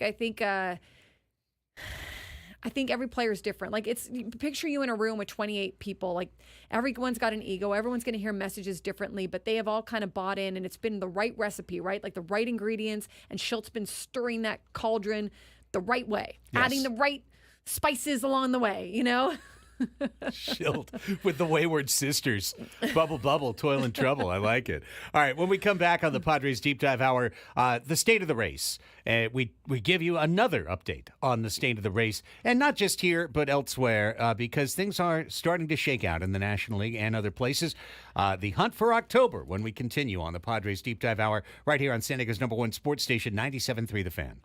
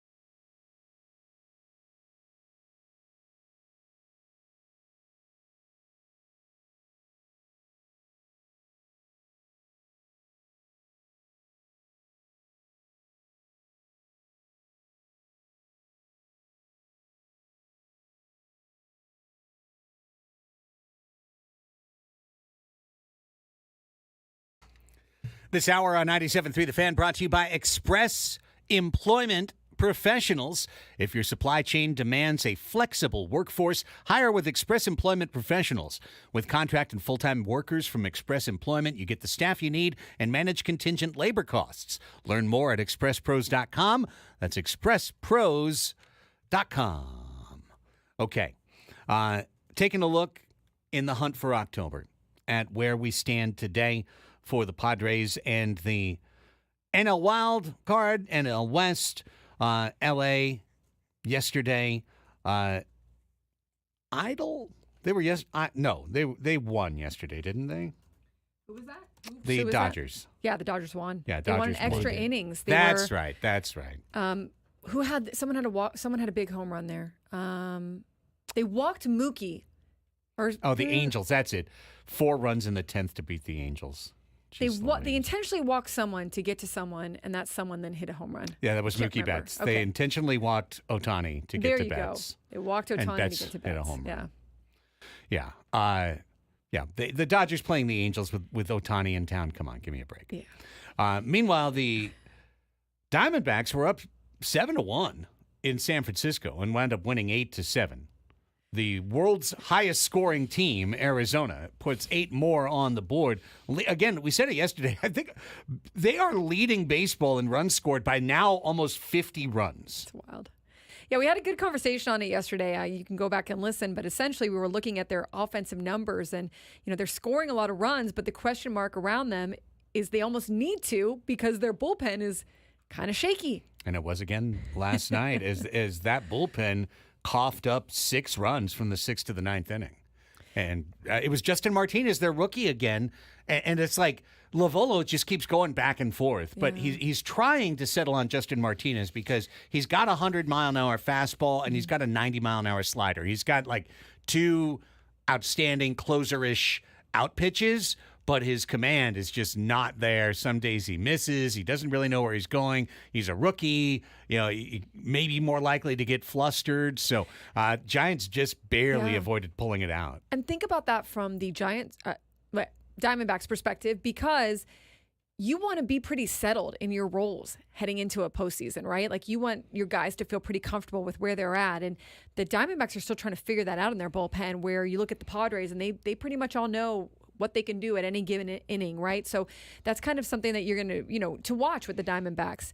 I see, was it the Angels reliever? Was that Ben Joyce, guys? He was throwing 105 and like one after the other. It was like 103, 104, 105. It's crazy. That's one good thing Angels fans have. Something to look forward to. No doubt. So, okay, LA's 5.5 up on San Diego, 6 up on Arizona, and we're talking about, 22, 23 games remaining. Where are Braves and Mets at? What's going on with them? Let me let you know. Okay. In the wild card race, San Diego is 1/2 game ahead of Arizona for the top spot. Okay. They hold a 3-game lead over Atlanta in total. So Atlanta is 2.5 behind Arizona, 3 behind San Diego, but in the 3rd and final wild card spot. Mm-hmm. But the Mets, who have won 6 in a row, are now 75-64 and just a half game behind Atlanta. Atlanta won yesterday. New York won yesterday. The cut line now in the National League is 12 games over 500. They're creeping. And, I think you pointed this out a little while back. Like, you see the separation now where it looks like it's going to be it's going to be 3 of those 4 teams, yes. right? I mean, who's the next below that? It's pretty far away. It's the Cubs, and they're 4.5. They're only 3 games over 500. I mean, so that's the whole thing. Anything can happen, but yeah. I mean, anything can, but in baseball, it rarely does. And this is what I mean by that. Any individual game, anything can happen. But what the Cubs now need with 22 games left, I mean, think about it. Again, if the Padres go 500 the rest of the way, 11-11, they're going to finish with 90 wins. Mm-hmm. And they're going to be in. For the Cubs to get to 90 wins, they will have to go 19-3. 19-3. And you have working against you the calendar ticking down. There's Right. just only so many games left, right? So you have to have a lot of help from the people above you failing, essentially, and then you doing your part and obviously getting the wins. But, I would say I would think that you're pretty locked into those top four and 3 of those 4 making it. And right now the Mets still have yet to creep into that above the cut line that the Yes. Braves hold. And the key to remember for the Padres, if you are a Padre doomer out there or somebody who's just worried, not even a doomer, but just someone who can't escape the anxiety until it's done, you're worried it's not going to happen. It's not that you're worried that the Braves will catch you. The Braves and the Mets both have to catch and pass you for you not to make the playoffs. Yes, I think it almost becomes just a matter. Well, not just. I think, look, like anything can happen. They're not in the playoffs yet. They haven't clinched it. But if that scenario goes true, it's really just the seeding, right? Who's what, where. Right. Yeah. That's exactly it. So what the Padres, I said 2 weeks ago, 4-3 is a great result. They went 4-3. Last week I said 4-3 is a tremendous result, given how tired the team is, where they are in the standings, everything. 4-3 is a great result. They went 4-3. Perfect. Now, the next 2 weeks, I would love to see this team step on the gas pedal and win 8 out of 10. Because if this team could win 8 out of 10, beating Detroit and San Francisco, the 2 games against Seattle, a team that is backsliding badly. The Giants are backsliding. Seattle is backsliding. Detroit is on the verge of elimination. They're a game over 500. They're so far behind. They need to have the Royals lose every game the rest of the year. And the Royals are trying. They've lost 7 in a row. But they need them to lose another 7 in a row to even have a shred of a chance. So the Tigers are basically out of it too. If the Padres, with this full-strength team, can in the next 10 days pound out an 8-2, get up to 24 games over 500, you're not going to worry about anything but seeding the last 2 weeks. So I do feel like they've had their foot on the gas. You're wanting them to go even harder. No, I'm saying the last 18 was survive. Okay. The last 18 was survive. They went 10-8. Yeah. They survived. Through a really hard stretch. Now you've got the days off. Now you've got the full strength squad. This is if the jockey cracking the saying whip right separate there. yourself. This Yeah. is where you can gain separation next 10 days. 12 o'clock Sports Fix is next on Annie and Elsten.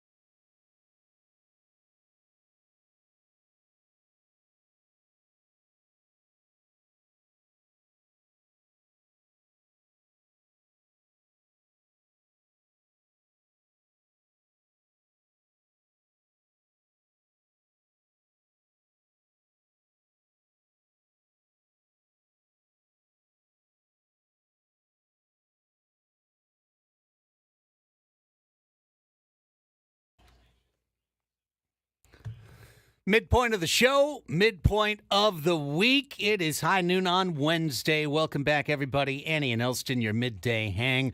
Rolling into hour number 3 on San Diego's #1 sports station, 97.3 The Fan, with Annie Halbrun and Braden Soprenik. Craig Elsten here with you. And you know what the time is. It's time to get you caught up to date on everything going on in the world of sports.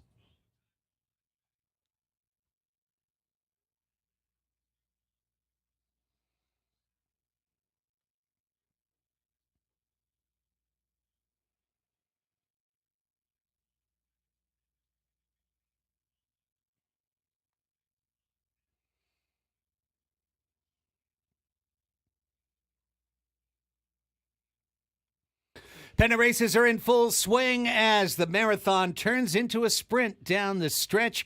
Here we go with Big League Baseball news to kick off the 12 o'clock Sports Fix. Annie Halbrun's got it all for you. All right.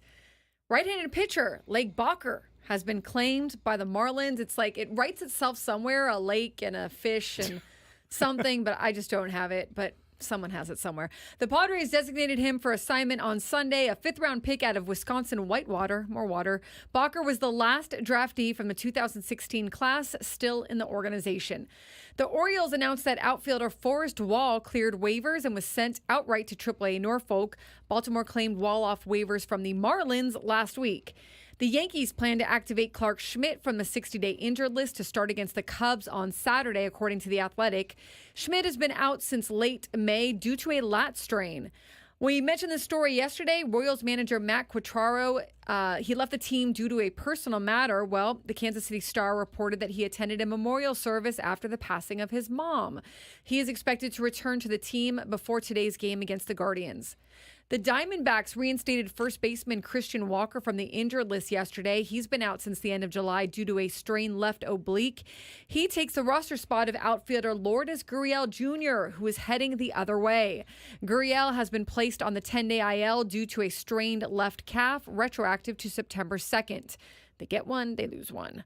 The Padres will look to win the series against the Tigers tonight as they play game 2 of a 3-game set. It'll be, is it Keeter? It'll be Montero, 4-6, with a 5.17 ERA on the mound for Detroit, and the return of Darvish for the Padres tonight. He takes the mound for the first time since May 29th. First pitch, 6:40 p.m. at Petco Park. From the baseball news to the baseball scores, here's Braden. Baseball scores from yesterday. It was a weird day, not having a Padre game after watching 18 straight without any off days. That was weird. It's weird. The off days help the team, but not so much shows not the that show. Talk about no. or the fans for 4 hours. The fans dying of boredom at home. Yes. What do you do with your night? What are we going to do? Watch Yeah. the Dodgers play? Baltimore Orioles took care of the White Sox yesterday 9-0. Nationals over the Marlins 6-2. Rays double up the Twins 2-1. Phillies outlast the Blue Jays 10-9. In games that actually matter to the Padres of the National League, the Mets beat the Red Sox 7-2. Braves over the Rockies 3-0. And the Cardinals beat the Brewers 7-4 in extra innings. All positive scores for those teams individually, not necessarily for the rest of the National League wild card. A good news, though, for anybody that's worried about the Cubs potentially catching them. They lost last night 5-0 to Paul Skeens and the Pittsburgh Pirates.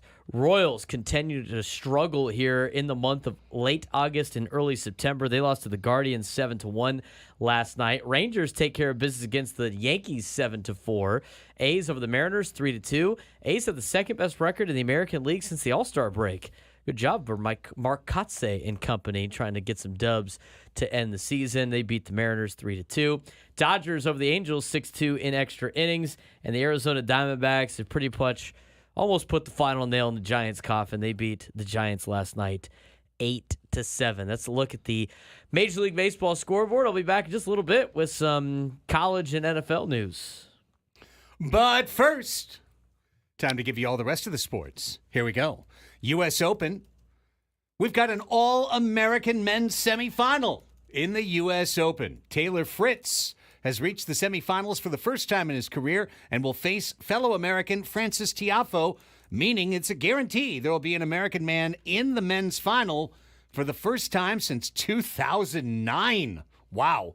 Tiafoe beat Grigor Dimitrov in 4 sets. Dimitrov had to retire late in the fourth because of a hamstring injury. Fritz came back from a second-set loss to take down Alexander Zverev in 4 sets. The number 1 seed, Jannik Sinner, is on the other side of the bracket in the semis. He would be the most likely opponent to one of these two Americans in the final, but that will be decided with the men's semifinals on Friday. Couple NBA contract extensions to bring you as training camps loom in the next couple weeks. The LA Clippers have come to terms with center Ivica Zubac on a 3-year deal worth $58.6 million. The Pacers and backup point guard TJ McConnell, who often is their second-team captain in fourth quarters, will agree to a 4-year, $45 million deal. Zubac back to the Clippers, McConnell back to the Pacers, 2 good role players in the NBA.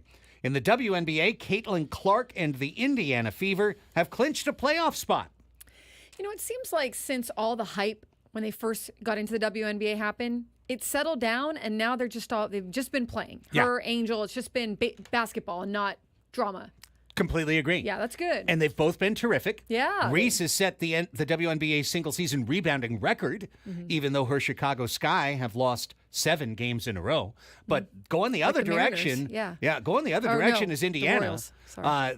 They are 6-1 out of the break. They are over 500 for the first time all season. Wow.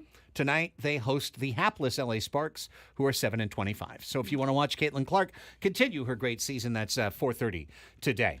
In golf, yesterday afternoon, right after the sports fix was over, the President's Cup team captains made their 6 captains' picks. This sets the squads for the biannual competition between a Team USA and a Team International, but Europeans not allowed.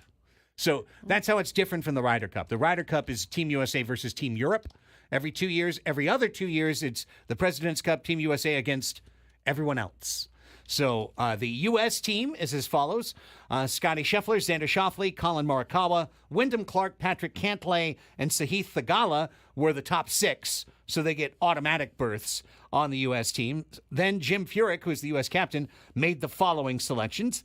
Keegan Bradley, Sam Burns, Tony Finau, Brian Harmon, Russell Henley, and Max Homa. That's your American team for the President's Cup, which gets underway September 26th in Montreal. The U.S. has won 9 of these in a row and is 12-1-1 all time. So we have reached silly season in golf, starting with an international competition. Back to Braden for all the latest football news. College football, Florida State fell out of the Associated Press college football poll on Tuesday after starting the season 0-2, becoming just the 3rd team to go from preseason top 10 to unranked in the first regular season poll since the rankings expanded to 25 in 1989. Georgia remained number 1, receiving 57 first-place votes after starting the season with a blowout of then number 14 Clemson. Tigers hung on at number 25. Ohio State is number 2 with 5 first-place votes. Number 3, Texas, and number 4, Alabama each moved up a spot, putting 3 SEC teams in the top 4 along with Georgia. Number 5, Notre Dame jumped 2 spots after opening the season with a victory at then number 20, Texas A&M, which fell out of the rankings. Florida State has been the early season's major disappointment. The defending Atlantic Coast Conference champion lost a Week 0 game in Dublin, Ireland to ACC rival Georgia Tech, and then dropped another league game Monday night at home to Boston College. No other preseason top 25 team this year lost to an unranked opponent to open the season. Florida State did it twice as a double-digit favorite and did not receive a single vote from the AP poll panel. From top 10 to not even getting a vote in the top 25. Tough to be Florida State. On the National Football League, Sao Paulo has tightened security ahead of the first NFL game in South America after players voiced concerns about traveling to Latin America's largest country, the Brazilian state said Wednesday. Brazil will host the game between the Philadelphia Eagles and the Green Bay Packers on Friday at Arena Corinthians in Sao Paulo, the first NFL game on the continent and the first Week 1 game held on a Friday evening since 1970. Eagles players have questioned security in the city, the largest in the Southern Hemisphere. Quote, "We had a meeting with a whole bunch of don't do, so I'm just trying to go down there, win a football game, and come back home," wide receiver A.J. Brown told reporters last week. He said players were advised not to walk on the streets holding cell phones.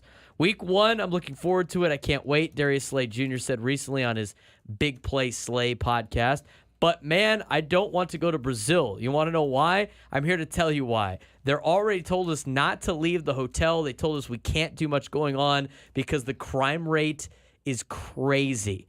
I'm like, NFL, why y'all want to send us somewhere where the crime rate is this high and we out the country? You know, the first thing people are thinking is like some terror could possibly happen. I told my family, do not come down there because I'm not going to be nowhere to be found. I'm going to be in the hotel, chilling, minding my own business, playing my game after a long 9.5-hour flight. On Tuesday night, Slay apologized to anyone I offended in a post on X. But the Eagles and the Green Bay Packers have both voiced their concerns about playing in Sao Paulo, Brazil, which will happen on Friday. Should the NFL play games in places their players do not feel comfortable playing in is an interesting topic of discussion. Speaking of other comments made by the NFL, Washington Commanders have suspended an employee who made comments about the team's players being anti-gay, accused Dallas Cowboys owner Jerry Jones of being racist and anti-gay, and called NFL Commissioner Roger Goodell a $50 million puppet. The team said they have suspended their vice president of content, Rael Etienne, who has been with the organization for 4 years, for comments he made to an undercover reporter for the O'Keefe Media Group. According to a social media video from the media group. Reporter? Yeah, what? Shouldn't Yes. the reporter let the person know that they're... Okay, go ahead. Have you ever heard of that O'Keefe guy? No. No. So essentially they set these guys up with like dates, and like they're undercover reporters. They wear cameras, and then people just like admit all these secrets about their organization. And so that got leaked. That's pathetic. Essentially, and then It's like that's the supposed to be- NFL that's like the suspended. anti-journalism. It happens a lot with Yeah. it happens a lot with politics, like exposing Democrats and Republicans on just doing very shady things, and other entities. But that's kind of what they're With catfish, honeypot. yes, tactics? It's all on social media and stuff like that. So what did anyway, they find? Yeah. this guy just went on a Like, rant. what did he uncover? Let's move beyond the obvious horrible ethics. What did he get? Well, it says, according to a social media video from the media group, a teen had, here it is, had met the reporter on the dating app Hinge and met with her twice at local This restaurants. is disgusting. But he goes out and he just like obliterates everybody in the National Football League. Wait, he acts like he's on a date with her and then gets information that he uses? and then that That is so information unethical. is That is very yeah. No. The unethical. girl is interviewing this guy. So the girl's pretending to go on a date with Right. the Then the executive. girl is unethical. And Right. then the guy, so she goes, tell me about your job. And then the guy just unloads on everybody in the NFL. And then they record the whole thing. And then he just goes like, F these guys, F those guys. I mean, he says some very insane things about people on a date. on a date, which is already kind of weird in general. Can't like, trust no one, can you? You know? I mean, Annie, are you going to unload your entire laundry bag on the No, first I'm date? definitely not. Probably not. I mean, you should probably not say about things about, you should probably not do this anyway. But most of the times when I see these videos, it's somebody bragging about how great they are, and then they destroy people live on camera, and then they get exposed for destroying these people live on camera. There's a lot of who doesn't unethical try things to going flex back for and a forth. date a little bit. You know what I mean? Maybe he was trying to. Right, but if I'm going to flex Okay. on a date, right, am I just going to destroy everybody in my work group? It's But just no, super. I wouldn't say that's a good idea. And it's, no. it's It's not a good idea. Yeah. Everything It- about this it's is not a good terrible. idea. Everything about this is terrible, and I just have to say that doing something so deeply unethical, and what you wind up doing it for is in support of a multi-billion-dollar corporation to protect the commissioner and to slam somebody who's slamming him. Like, it just goes against every single principle and ideal of. You're not even speaking truth to power. You're muddying up somebody for saying something to. But I thought that it was I thought he went against Goodell, or am I That's wrong? what I'm saying. No, Yeah. he's ripping Goodell He and whatnot, ripped right? Goodell. He ripped all the players for their beliefs and what they believe in. He ripped, because it didn't go with what his narrative was. I mean, he just rips everybody that didn't agree with what his narratives were on both sides. So, again, This is just- crazy. So anyway, he's been disgusting. suspended by the Commanders. Yeah, well, Which- Probably, yeah. I mean, Yeah. It's an interesting topic of discussion because is the way that they got it unethical? Yes. But if any of us did the exact same thing and Adam found out about it, we'd be in some serious trouble Sure. on both sides of the spectrum. There needs to be a lawsuit here. It's just.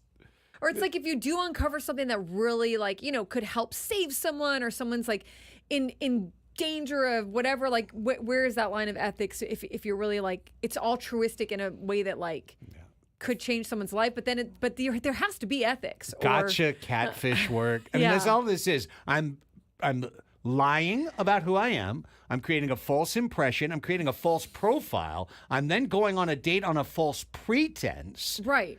And luring this person. Right. Yeah. You're grooming them for whatever they get, and then you record what you get. He made and then a ton of You're racist also comments. not supposed to be able to use recording. People recorded. Well, it depends on the state, but you can't record people without their knowledge and use it. So anyway, this has happened a lot. He said a lot of racist things about African Americans in there, and he's. That doesn't sound like a good human being. No, it doesn't sound like he did the right things at all. No, it doesn't sound like. I can't get past the process issue here.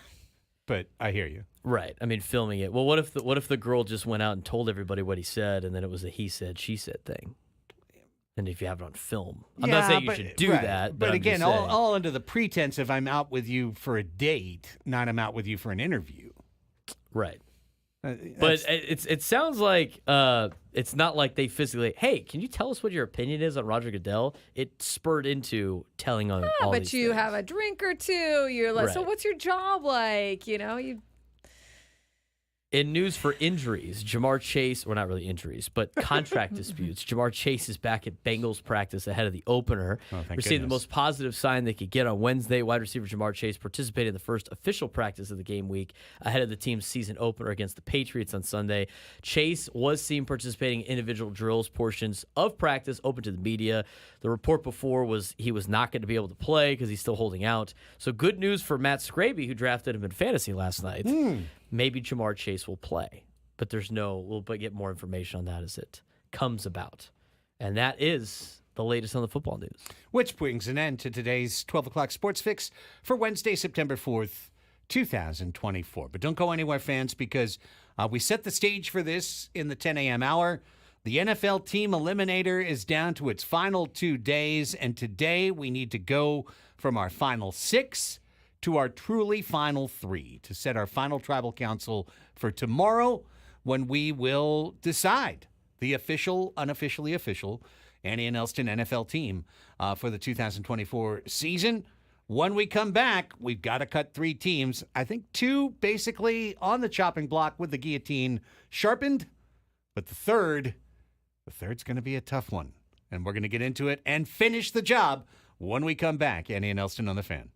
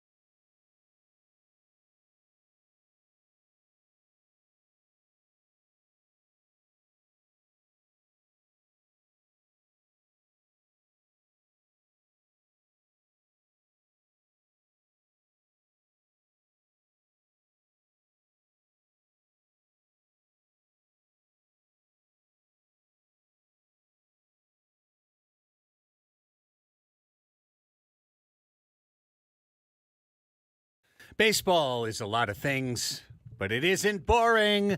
Join Rob Bradford on his podcast called Baseball Isn't Boring. You can follow it in the free Odyssey app or wherever you get your podcasts. Annie and Elsten back with you. 12 o'clock Sports Fix in the rearview mirror. Fix the YouTube camera. Okay, we're good there. And now it is time for NFL Eliminator, the penultimate episode. By this time tomorrow, Annie, we'll have our team. Maybe we should just put it in like a machine, a spinning machine on the internet. A spinning machine? Spits out what team we should take. Yeah. A randomizer thing. Yeah, I'm feeling an aversion to commitment over here. Like, we need to commit to a team by the end of tomorrow. I just think it's going to be hard to get to that last team. But okay, let's go. We're ready for the challenge. We got to get through it. Mm-hmm. We're going to figure out a way. Mm-hmm. All right, so if you didn't join us in the 1020 segment where we got this started for you, a brief reminder. We started with 32 NFL teams. We immediately cut the team from LA, the C team from LA. Got rid of down to 31. Then from there. It was the Patriots, too. Yeah, the Patriots, too. That's right. Patriots, straight out. So from 30, we've been slicing off three per show. And if we missed a show, we had to do 6. And we're getting all the way down to now our final 6, which today becomes our final 3. Tomorrow, final 3 becomes the top team, and that's it. The official, unofficially official Annie and Elsten NFL team will be here. So we have, alphabetically, the Bears, Bills, Lions, Raiders, Saints, and Texans as our final 6. These are the teams that have made it through the previous rounds of cuts. Now, in our 1020 segment, I think we all came to an agreement that the Raiders and the Saints, who are both picked to win about 6 or 7 games this year, they are going to be cut from this list, right? Because we want to have at least a decent team to root for. We don't want to root for a drag team. Mm-mm. So do we agree? Raiders, Saints, out? Yes, I'm fine with that. I'm fine with that. Out! That leaves us with 4. And from 4, we must go to 3. One of you must die. The Bills, the Bears, the Lions, the Texans. Now, Braden would cut the Bears 4 shows ago. Well, out of the 4 teams, the Bears are expected to have the worst season. But are we jumping on a bandwagon that already exists with like the Lions? And by the way, the Bears smoked the Lions for 7 of 8 quarters last year. They should have swept, and that was just with Justin Fields. Are we jumping on a team that already has a bandwagon? Right. Are we the up-and-coming team with the Bears? Bears? Are like the worst franchise in history in This the is- National yes. Football League, and they've never even made a Super Bowl. You just Right. said the Lions. Yeah, Is that what you mean? the Lions Okay. are like one of the worst franchises So in history. that's They don't have a Braden's point, bandwagon. yeah. They finally made the playoffs for the first time in forever. That's true. There's But Padre-ish They've as a never team could been. be. They've not even let's take out win a Super Bowl. They've never been to a Super Bowl. There's no Ever. bandwagon. You don't feel like they're last year's news? The Lions, like they could had be. a magical No, time they could last be. year. They totally could be last year's news, and they could have a I would crap make the season argument this year. that rooting for the Bears is jumping on their bandwagon right now because they're the most hyped team going into the season because they have Caleb Williams. I think they're the most questionable team. They are going the into most the season. hyped. They're the most hyped team. They're on Hard Knocks. So everybody like Who else do they gets have? They have super Mike hyped. Williams, right? They have the They have old Keenan. Charger. No, Mike No, they have Williams is Keenan, on the that's it. Jets. That's right. They They have have Keenan Allen, who after he was drafted in San Diego wore a Raiders hat. He did. LA was going to be dope. Hey, after the Chargers said they're going to stay an extra year, the fans better show up before he moved to LA. I mean, the guy's not a San Diego guy. He's always been an LA guy. Him being on the team is not something I'm super he excited also posted a Instagram message when he left the Chargers saying, "I will always love San Diego. about. Okay. I will always like." I'm not whatever, buying San anything Diego. like I that. love San Diego. You guys took me in with no questions asked. There's no limit to the love I have for the city.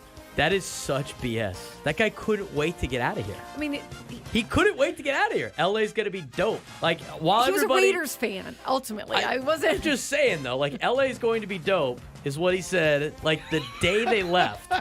Meanwhile, all the diehard Chargers, that cared about the city, like Phillip and Eric Weddle, were like, No, they just didn't say anything. Antonio Gates was like, I'm looking forward to the restaurants up in LA or Yeah, I something. know. Right. Like, But let's think about that for a second. Let's not pretend like Keenan Allen's some San Diego guy.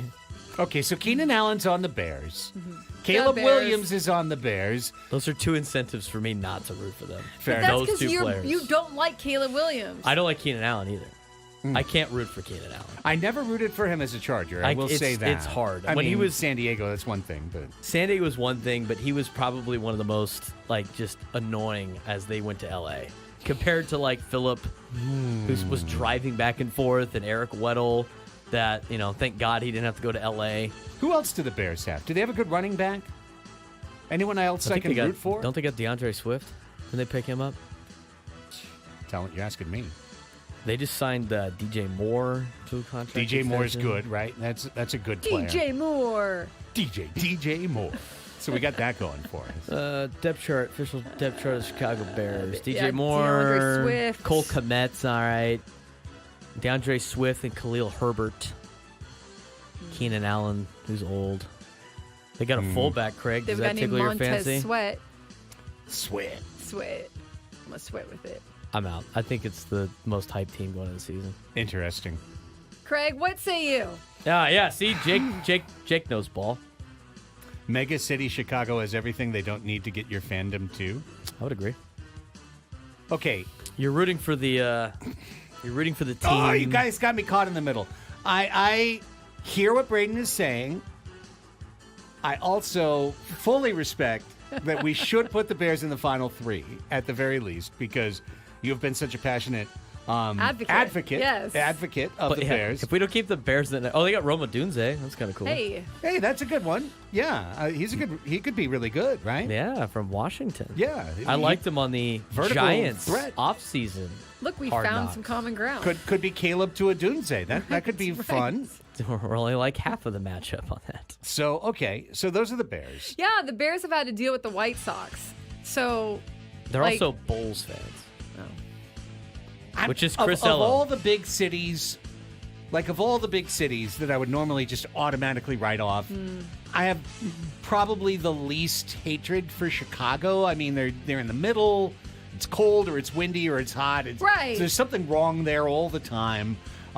They don't, other than the Cubs in 1984. there's a we lot have- of dysfunction. there's and no it's like, interaction between us.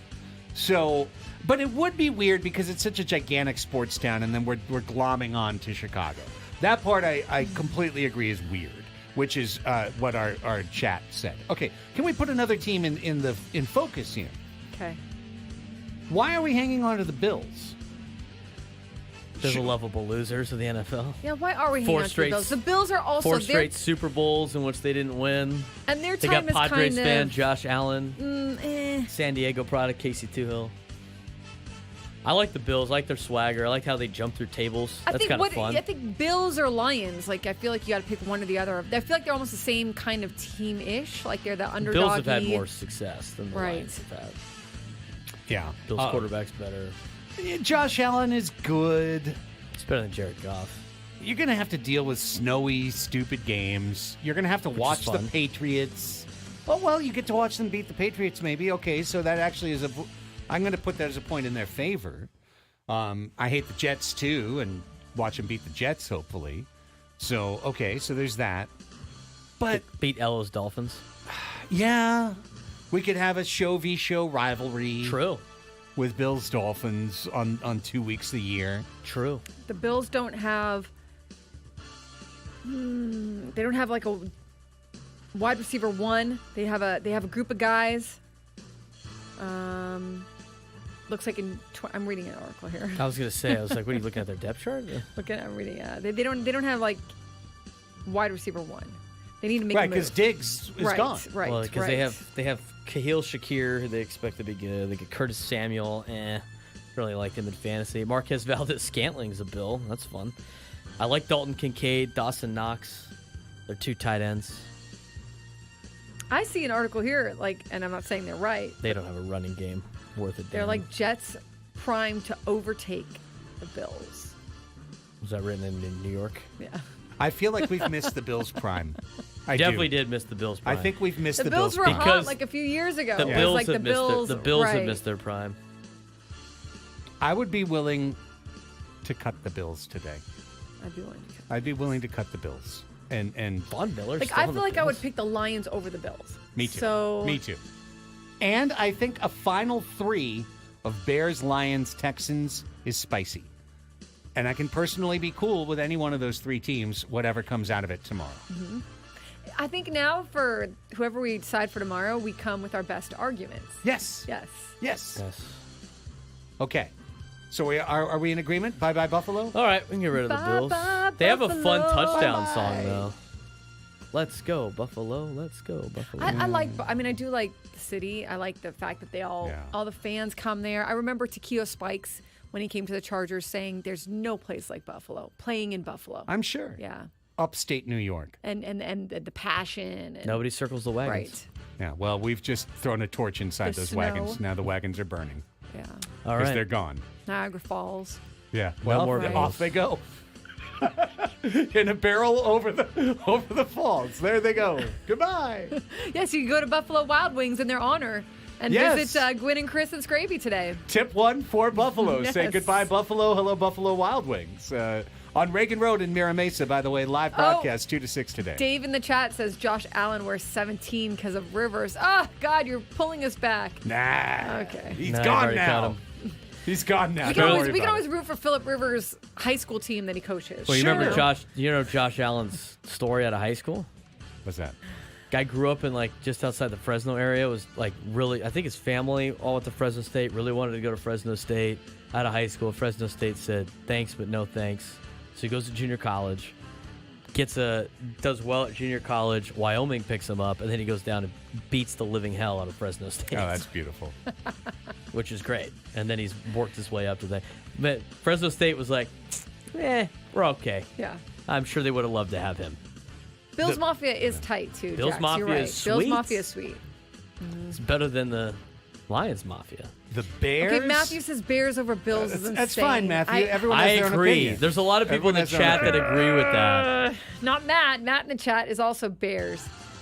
Here's Bears, the thing: most as hyped we team as we ever. head into tomorrow's highly anticipated finale to NFL Team Eliminator, we've got the controversial team, the Bears.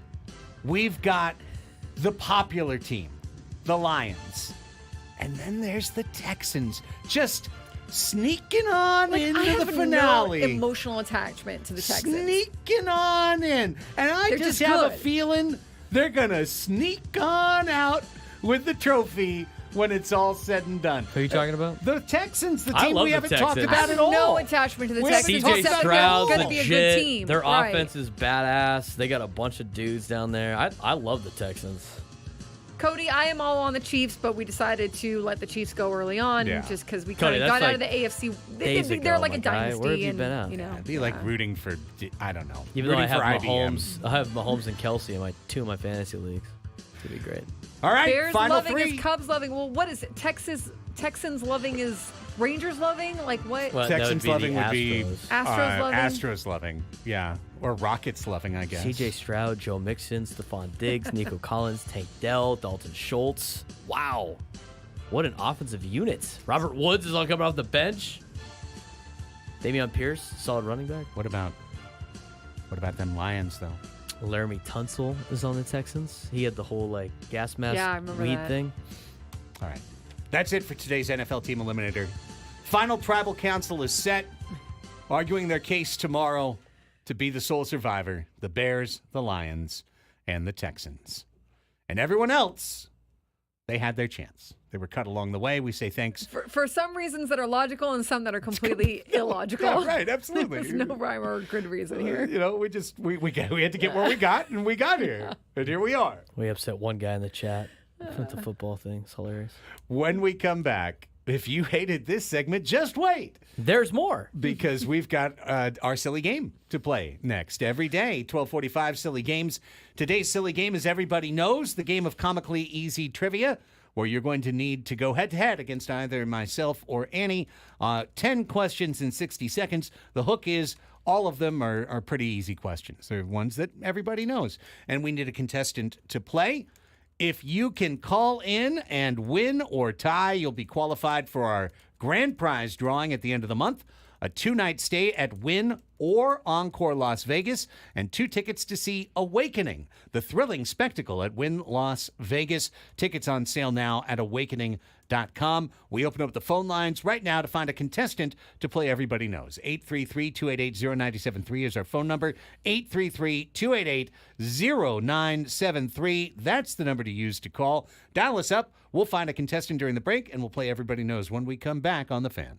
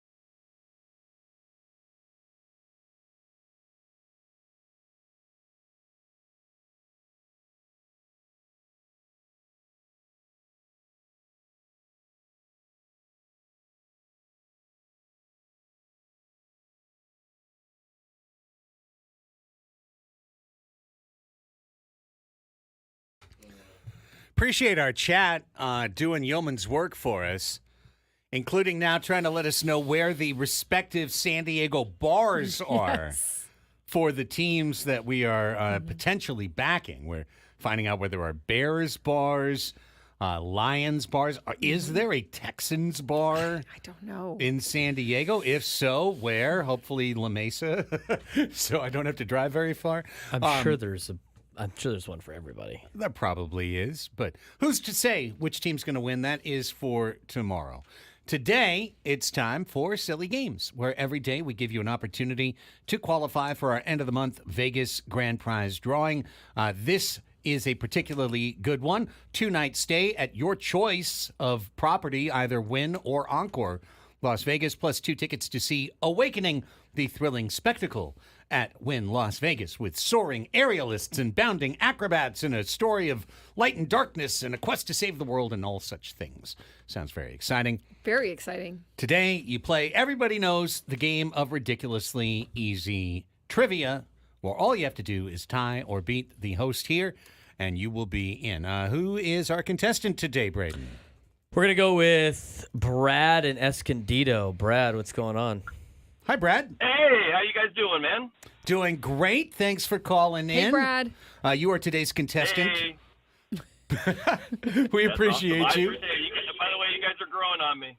Oh, thanks. Like lichen or a fungus of some sort. We Like appreciate lice or that. something, yeah. Hey, tell us a little bit about yourself, Brad, before we get the game started. Hey, I'm a resident in San Diego since 1970, Padre fan for 54 years, Charger fan until they left, and Rivers retired. Then I burned all my Charger jerseys in the backyard. Well, that's good. How's that? I appreciate that. Is it ceremonious? Nice little burn pit. Yeah, did you? Yeah. Yeah.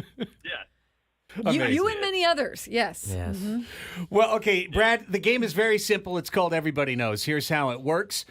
You get to choose your opponent. You can either take on myself or you can take on Annie. That host will leave the studio. Then Braden has a card from the game that we bought at the bookstore called Everybody Knows. I did not come up with these questions myself. Correct.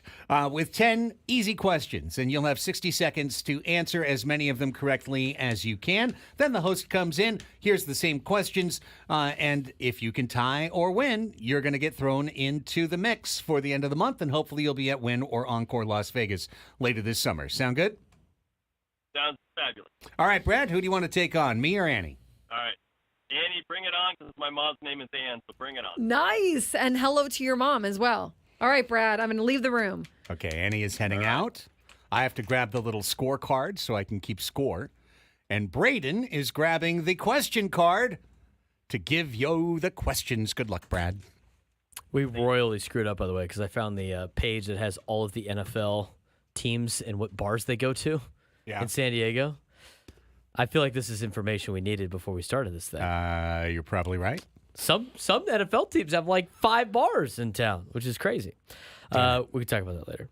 All right, Brad, you got 10 questions to answer in 1 minute. They are supposedly everybody knows questions, so they should be very easy for you. If any of them stump you and you don't want to give an answer yet and go back at the end, just say pass and we will go back to that question if time permits. 1 minute on the clock starts as soon as I ask you this question. What's 880 divided by 10? 88. 88 is correct. Tom Brady has won multiple championships for which NFL team? That would be the Patriots. The And New Buccaneers. England Patriots. They hated Patriots. A shelled sea creature or slang for $1. Pass. This connects the hand to the forearm. Pass. This notice will be left on your car charging a fine if you park illegally. Blue parking spot. Handicap. It was simpler that we're looking for a parking ticket. Yeah. Oh, Just a ticket. The mailman. It's always the easy answer. The mailman puts the bills here, not the Buffalo. Your Bills. mailbox. Mailbox is There you correct. go, there you Stereotypical go. policeman's favorite snack. Donuts. Bingo. Imaginary lines circling the Earth which measure the distance east or west of Greenwich, England. That would be the Mediterranean. Mediterranean line? No. Pass. Okay. This closet usually has towels and sheets in it. That laundry closet. Linen Come on. closet. It's a linen closet. Oh, come on. The person is a linen presiding closet. over the court cases. Judge. Yes. Judge is correct. We'll go back and answer these one more time. Shelled sea creature or slang for $1? Stand up. I have no idea. That'd be a clam. Oh, wow, that's not easy. This connects the hand to the forearm. This one is easy. This comes out the hand of the form. Wrist. Yes. Wrist is correct. And then what was the other one he skipped? 8. Equator. Question Equator. eight. Equator. Equator. Equator. That would be a longitude line. Wow, that's not that easy. It's not All right, well, latitude Brad, and you've longitude. got 6. You've got 6, but I think this is the hardest card I've heard yet. I agree. So let's see, because You don't want to give him linen you closet? don't even, you have no idea. No, that's, We've ruled on that one. yeah, we made that ruling. Okay. We've made that ruling. Brad's score is locked. Annie, Okay. you are next up. And as soon as you're locked in, let us know. Locked in. Okay, Braden, We're locked. here we go. What's 880 divided by 10? 880. Divided by 10. 88? 88 is correct. Tom Bingo. Brady has won God, I multiple can't believe I got that. championships for Okay. which NFL team? The New England Patriots. New England Patriots. A Spygate. shelled sea creature or slang for $1? What? A shelled sea creature or slang for $1? A shell? A shelled sea creature or slang for $1. You can pass if you would like. A shrimp? That'd be clam. A Would be clam. clam. This connects the hand to the forearm. My neck bone connected to my hip bone. This might take a while. What is it again? What connects your hand to your forearm? Your hand to your forearm. A bone. A hand to your forearm. Specific A wrist. Wrists. Craig kind of bailed you out on that one. This notice will be left on your car charging a fine if you park illegally. A parking ticket. Parking Correct. ticket Parking is ticket. correct. The mailman puts the bills here, not the Buffalo ones. Oh, that's the question. The mailman puts the bills here. The mailbox. Mailbox. Yes. Stereotypical policeman's favorite snack. Oh, this is not right. But a donut. That's not right, though. Donuts? Yes. That's stereotypical. Very Okay, that's typical. stereotypical. In the movies, you're right. TV okay. shows. Law and What's Chief, Order, what's Chief fine. Wiggum like to eat off his gun? A donut. Imaginary lines circling the Earth which measure the distance east or west of Greenwich, England. Imaginary line, something, Greenwich. Meridian? That's a good try. Oh. This was a hard one. I thought this was a hard one. That'd be the longitude. Longitudinal line. Longitude lines. I think. Long I think This Beach, closet- you're right, normal height. Inglewood. This closet usually has towels and sheets in it. Linen closet. Linen closet. The person presiding over the court cases. The judge. The judge. All right, now I agree Or with someone normal heights in on the MLB chat. Network, John Heyman. I agree with normal heights in the chat because we were tough on Brad with laundry closet. We have to take away wrist because I basically gave her that Yeah, answer. he I think did. that's fair. So 7-6, and he still wins. I do? Yeah. I want to give it to Brad. You can't just give it to him What if did you he lose on? win. He missed. Imaginary lines circling the He missed Earth longitudinal. which He missed linen measure- closet. He missed. I feel like laundry is linen. Clam. You both missed clam, but I Oh. thought that was a hard one. That was a hard one. And what was the fifth? The fifth question. That was the other one he missed. that would be the parking ticket. He Parking said the ticket. blue Yeah, he said handicap blue spot. handicap spot. Which is, I mean, So. I guess you'd get a ticket I for hope that. Brad calls back. Brad had a good vibe. We like Brad. Yeah, we like the Brad, contestant. and I I've would gotten like I've gotten to meet Brad to before. Have you? At a remote Play again. in the past, yes. Him But you know and what? I like Brad. Brad and Escondido and his brother also calls in sometimes. He's So- Scott and Rancho Bernardo. Brad, just give us a try next week. If we see you up on the board next week, we'll I would put be you up. fine giving Brad my win, but I don't think you subscribe I'm not, to that. I'm not okay with right? that No, we're because just not hitting that. we're defending the honors of everyone else who wins.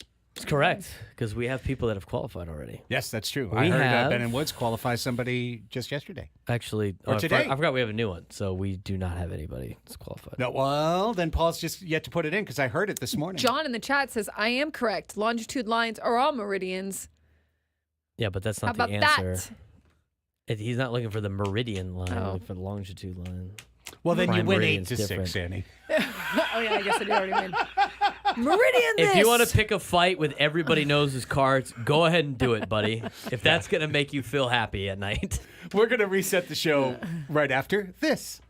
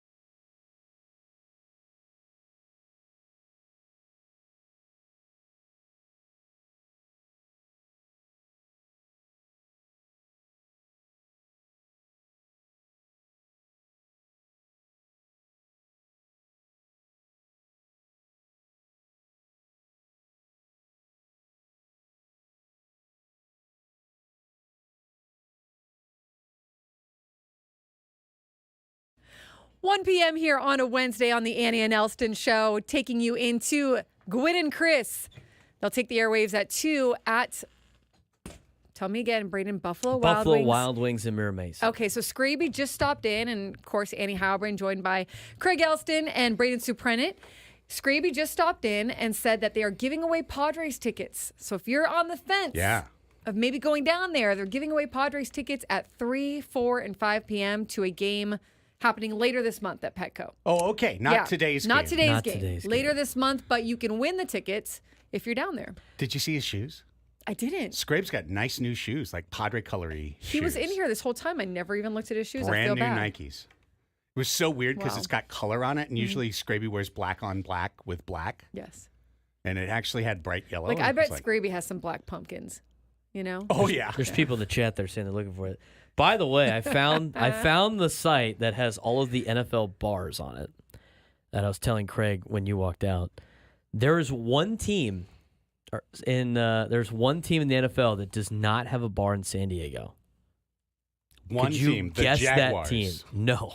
I mean, it would be like a crapshoot if you The actually guessed it. LA Chargers. No, they got 3. Oh, they Yeah, do? of course Cali they do. Comfort, San Diego Brewing Company, Mission Oh, Valley, and the wow. Deck at Moonshine Ooh. Flats. Ow. Yeah, Chargers bars. yes, that's where me and Cali Barbecue depart. But I respect, I respect. They've always been true. Hey, you know to what? The Chargers from the Charger beginning. fans buy Nikes too, Craig. I mean, I understand. What is the team that does not that have? does not have a bar in San Diego. Yeah. Every other team has a bar. Some have multiple. There's one team. I'll the give Bears. you a hint. No, the Bears already No, have. the it. Bears- Yeah. they're- we know they have a Yeah. They have 5. The Bears do, See, that's right. which is not the most. The Packers what's have the the hint? most. They're in the NFC, so that narrows it down to 16 teams. The Commanders don't have a bar. Nope. Damn it. The Commanders have 2. Commanders have 2 bars. Winston's and OB and Latitude 32 and PB. Well, I guess they've got a lot of history. I the guess Eagles have The- 7 bars.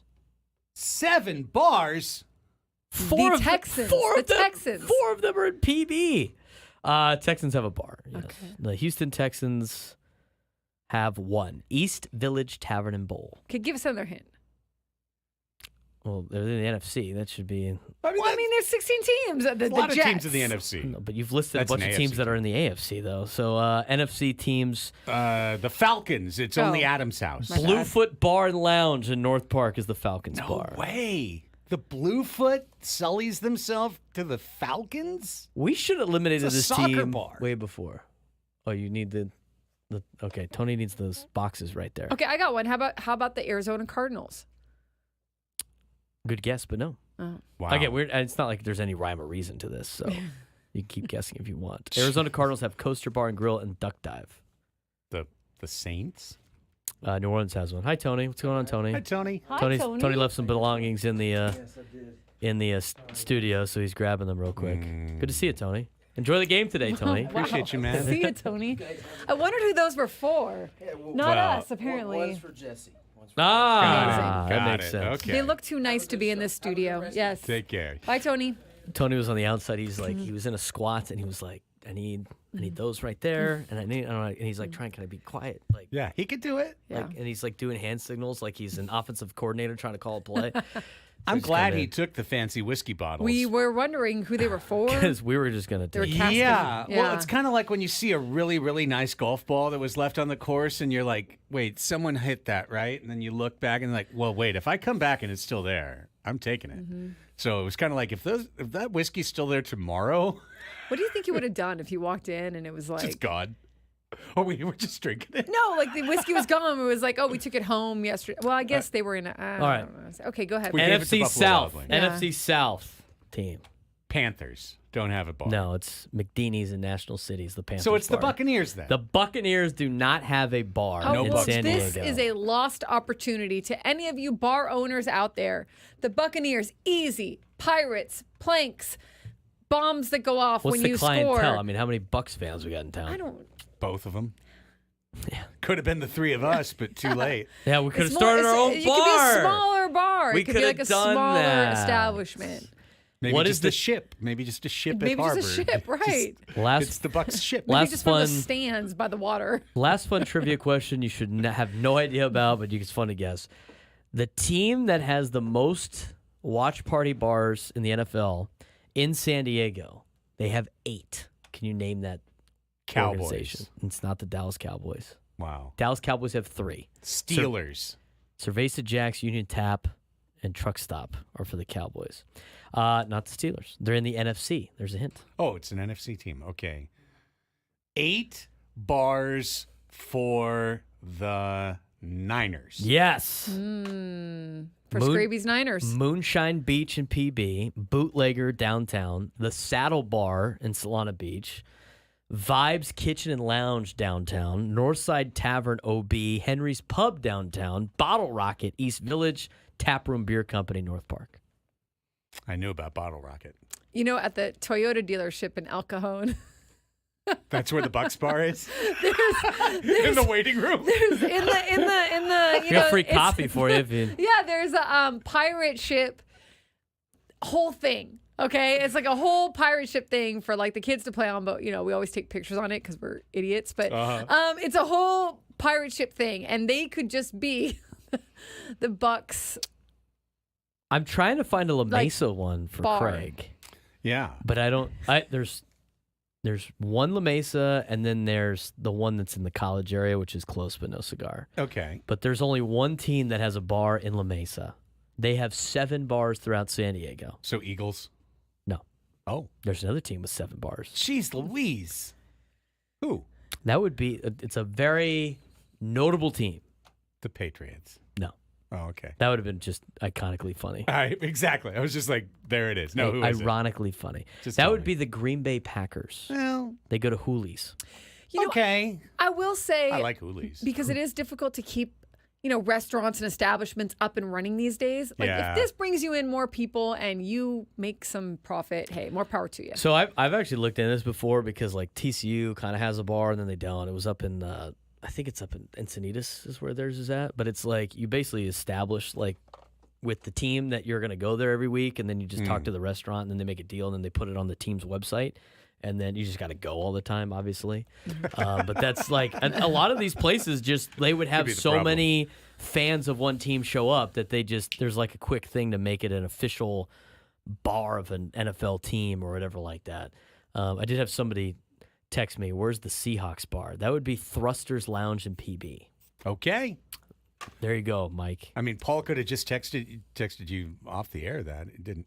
Oh, no, it's a guy named Mike. Okay, No, never Mike. mind. Mike texted I thought it me was out there. Reindl. He's a big Seahawks fan. He needs to know. Well, he could go to Callie's all Thrusters. day in the chat. You guys are giving me PTSD with these team bars. I used to manage at PB Bar and Grill back in the day, and Sundays were Oh, crazy. they are. I can imagine. College football Saturdays be are there, crazy man. too. Like it's got to be if you're a server and or bartender, Yeah. it's got to be insane. I used to be at PB Bar and Grill back in the day. Really? You're Sure. a PB Bar and Grill guy. Well, I mean, that was Okay. one of the places that we went in Yeah. college to go see like NFL games. For sure. I mean, like Yeah. literally go see NFL games. iconic. I've right. watched many of NFL games at a PB bar. Same thing with college. College is crazy too. The college football Saturdays. PB's got like a different. I mean, some of those bars in PB have like 8 teams that watch their games there.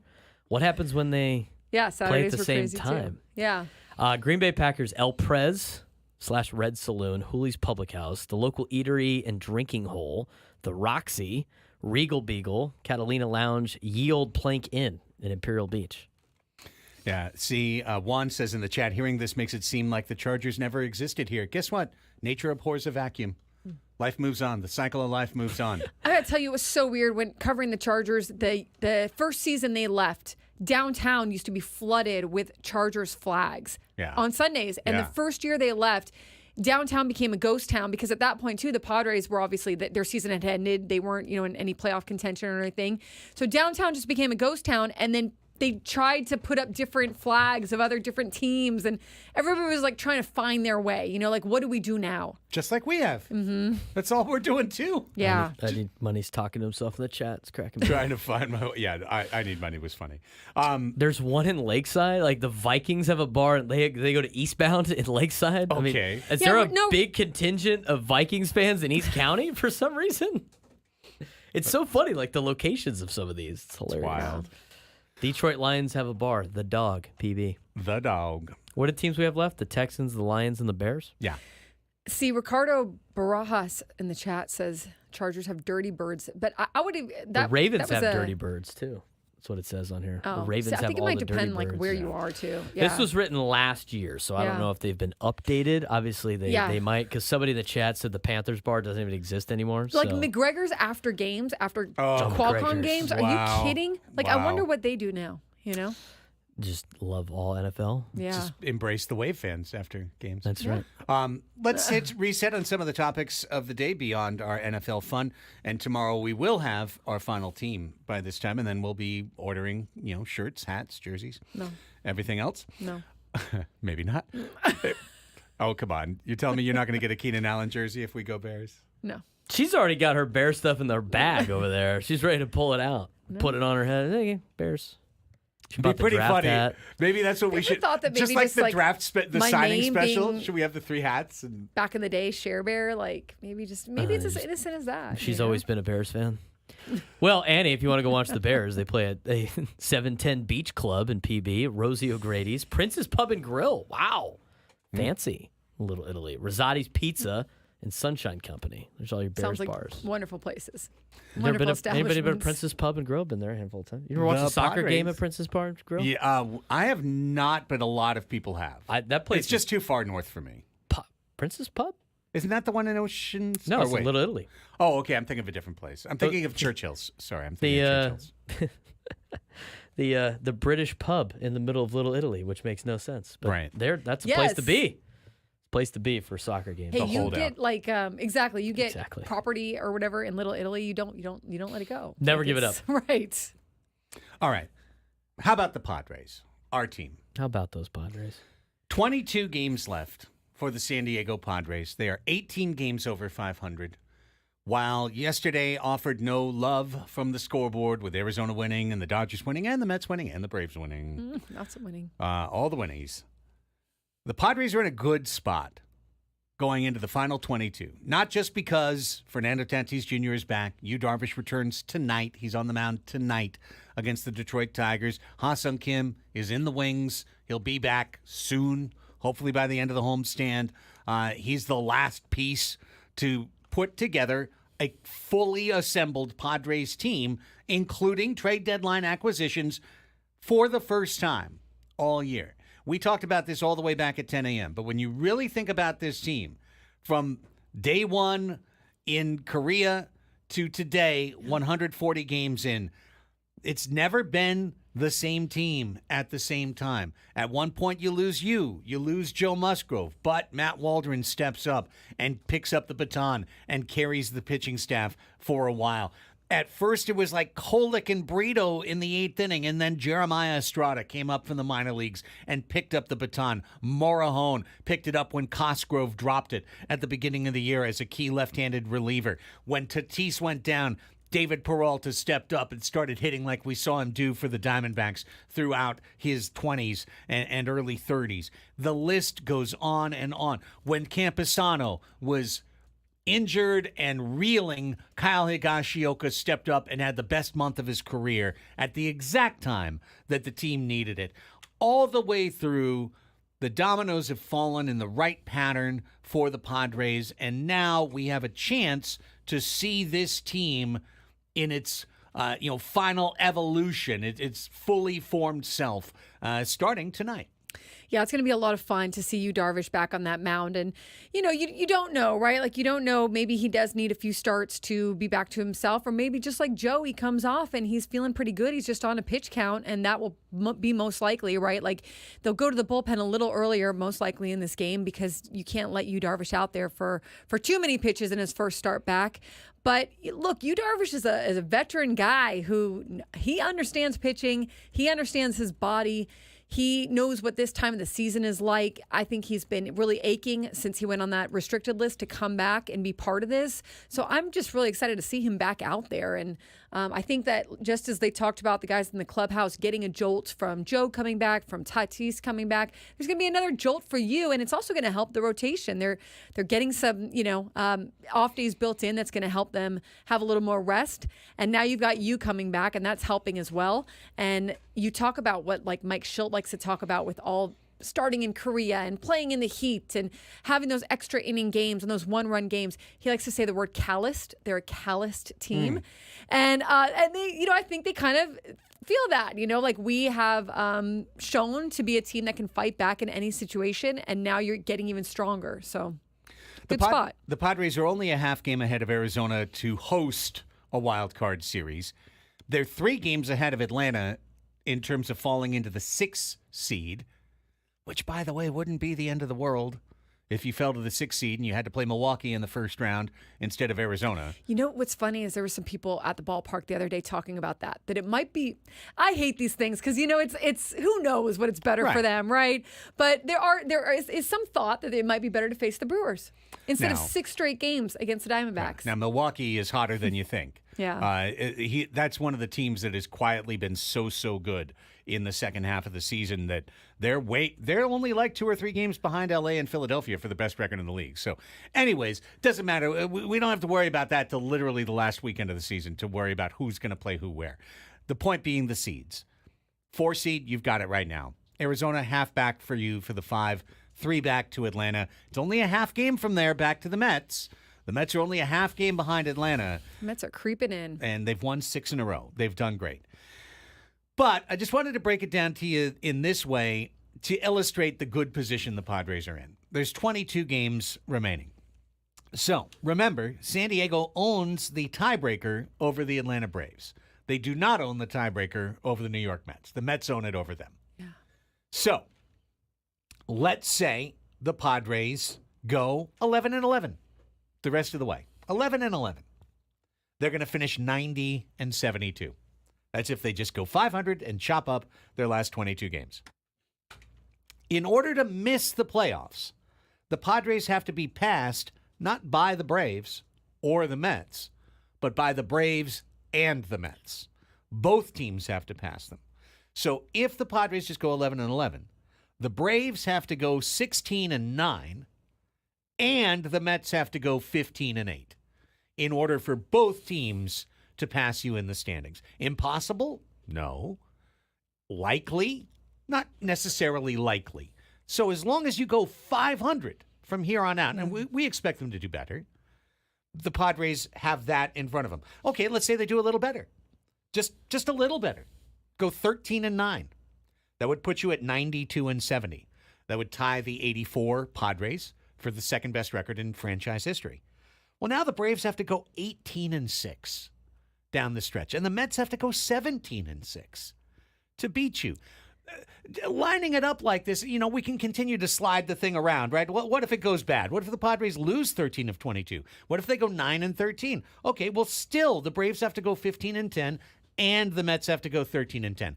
Both sound very doable, but also that's a bad case scenario. So you slide this around. The point I'm making, Annie, is each day that ticks off the calendar that the Padres aren't shooting themselves in the foot, each day you win, I mean, you are taking a huge step toward the playoffs, but even just 500ing your way through a week makes it really hard on the trail teams. Yeah, absolutely. I mean, this is the benefit of what the Padres did out of the All-Star break and getting that stretch where they were, 23-6 or 28, I don't know what they were. They won a lot. They didn't lose a lot.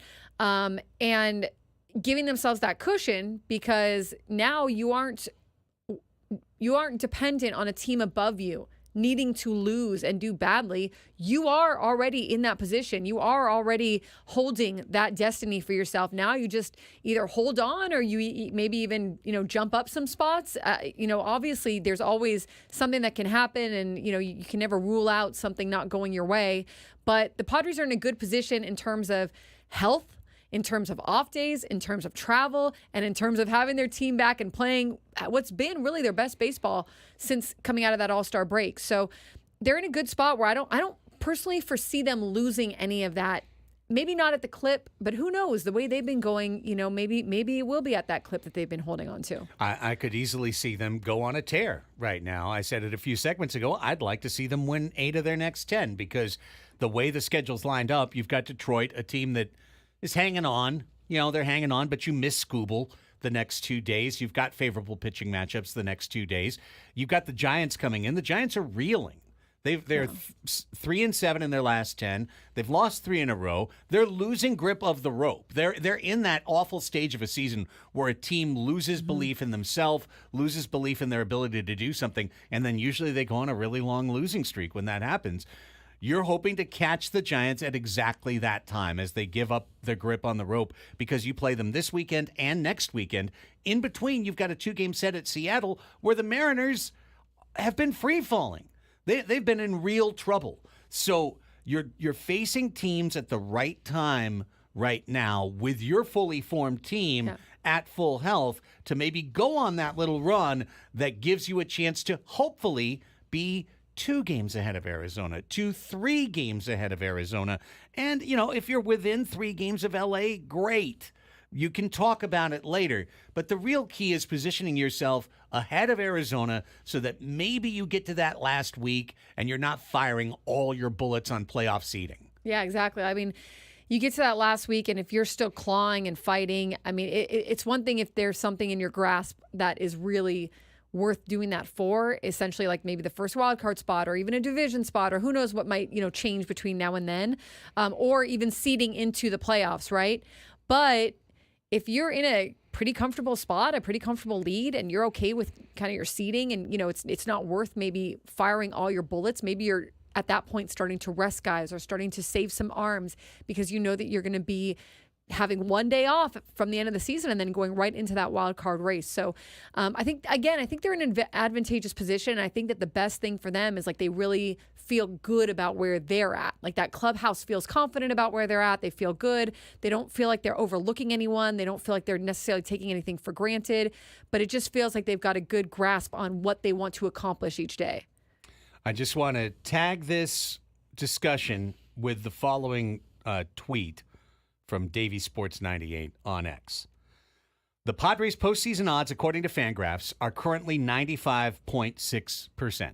Fangraphs has kept track of playoff odds since 2014. To date, no team with 95.6% playoff odds or higher at this point in the season has missed the playoffs. I repeat, no team. So we're in a good spot. We're in a good spot. Yeah. Don't count your chickens yet. But go ahead and start working on the omelet. I think the eggs are coming. All right. When we return, a kind of an analogy. I don't know. Just tried to fight that one through. How does it relate to Aladdin? Magic carpet ride? I mean, people like omelets. Omelets can be really delicious. They really can. What's Jafar say about omelets? What is Jafar hates omelets. Do we think Jafar likes What omelets? what was his name? Abby, someone. The parrot? No. Yeah. I don't know what the parrot's called. I don't know what the parrot's called either. Here's what I do know. Abu. Abu. Good old Abu. No, that's the Iago. monkey. Iago is the parrot. Abu is Isn't he like monkey, right? Monkey? Yeah, I Yeah. think so. Details. okay. Okay. Oh, okay. Sorry. When we come back, what else is happening around baseball? Because some things are happening around baseball. It feels like the wild card races are getting slightly less dramatic. Other things that are pretty darn dramatic are happening. The Yankees have a big problem. Plus, the White Sox are historically terrible. Those stories when we come back. Annie and Elsten on San Diego's #1 sports station, 97.3 The Fan.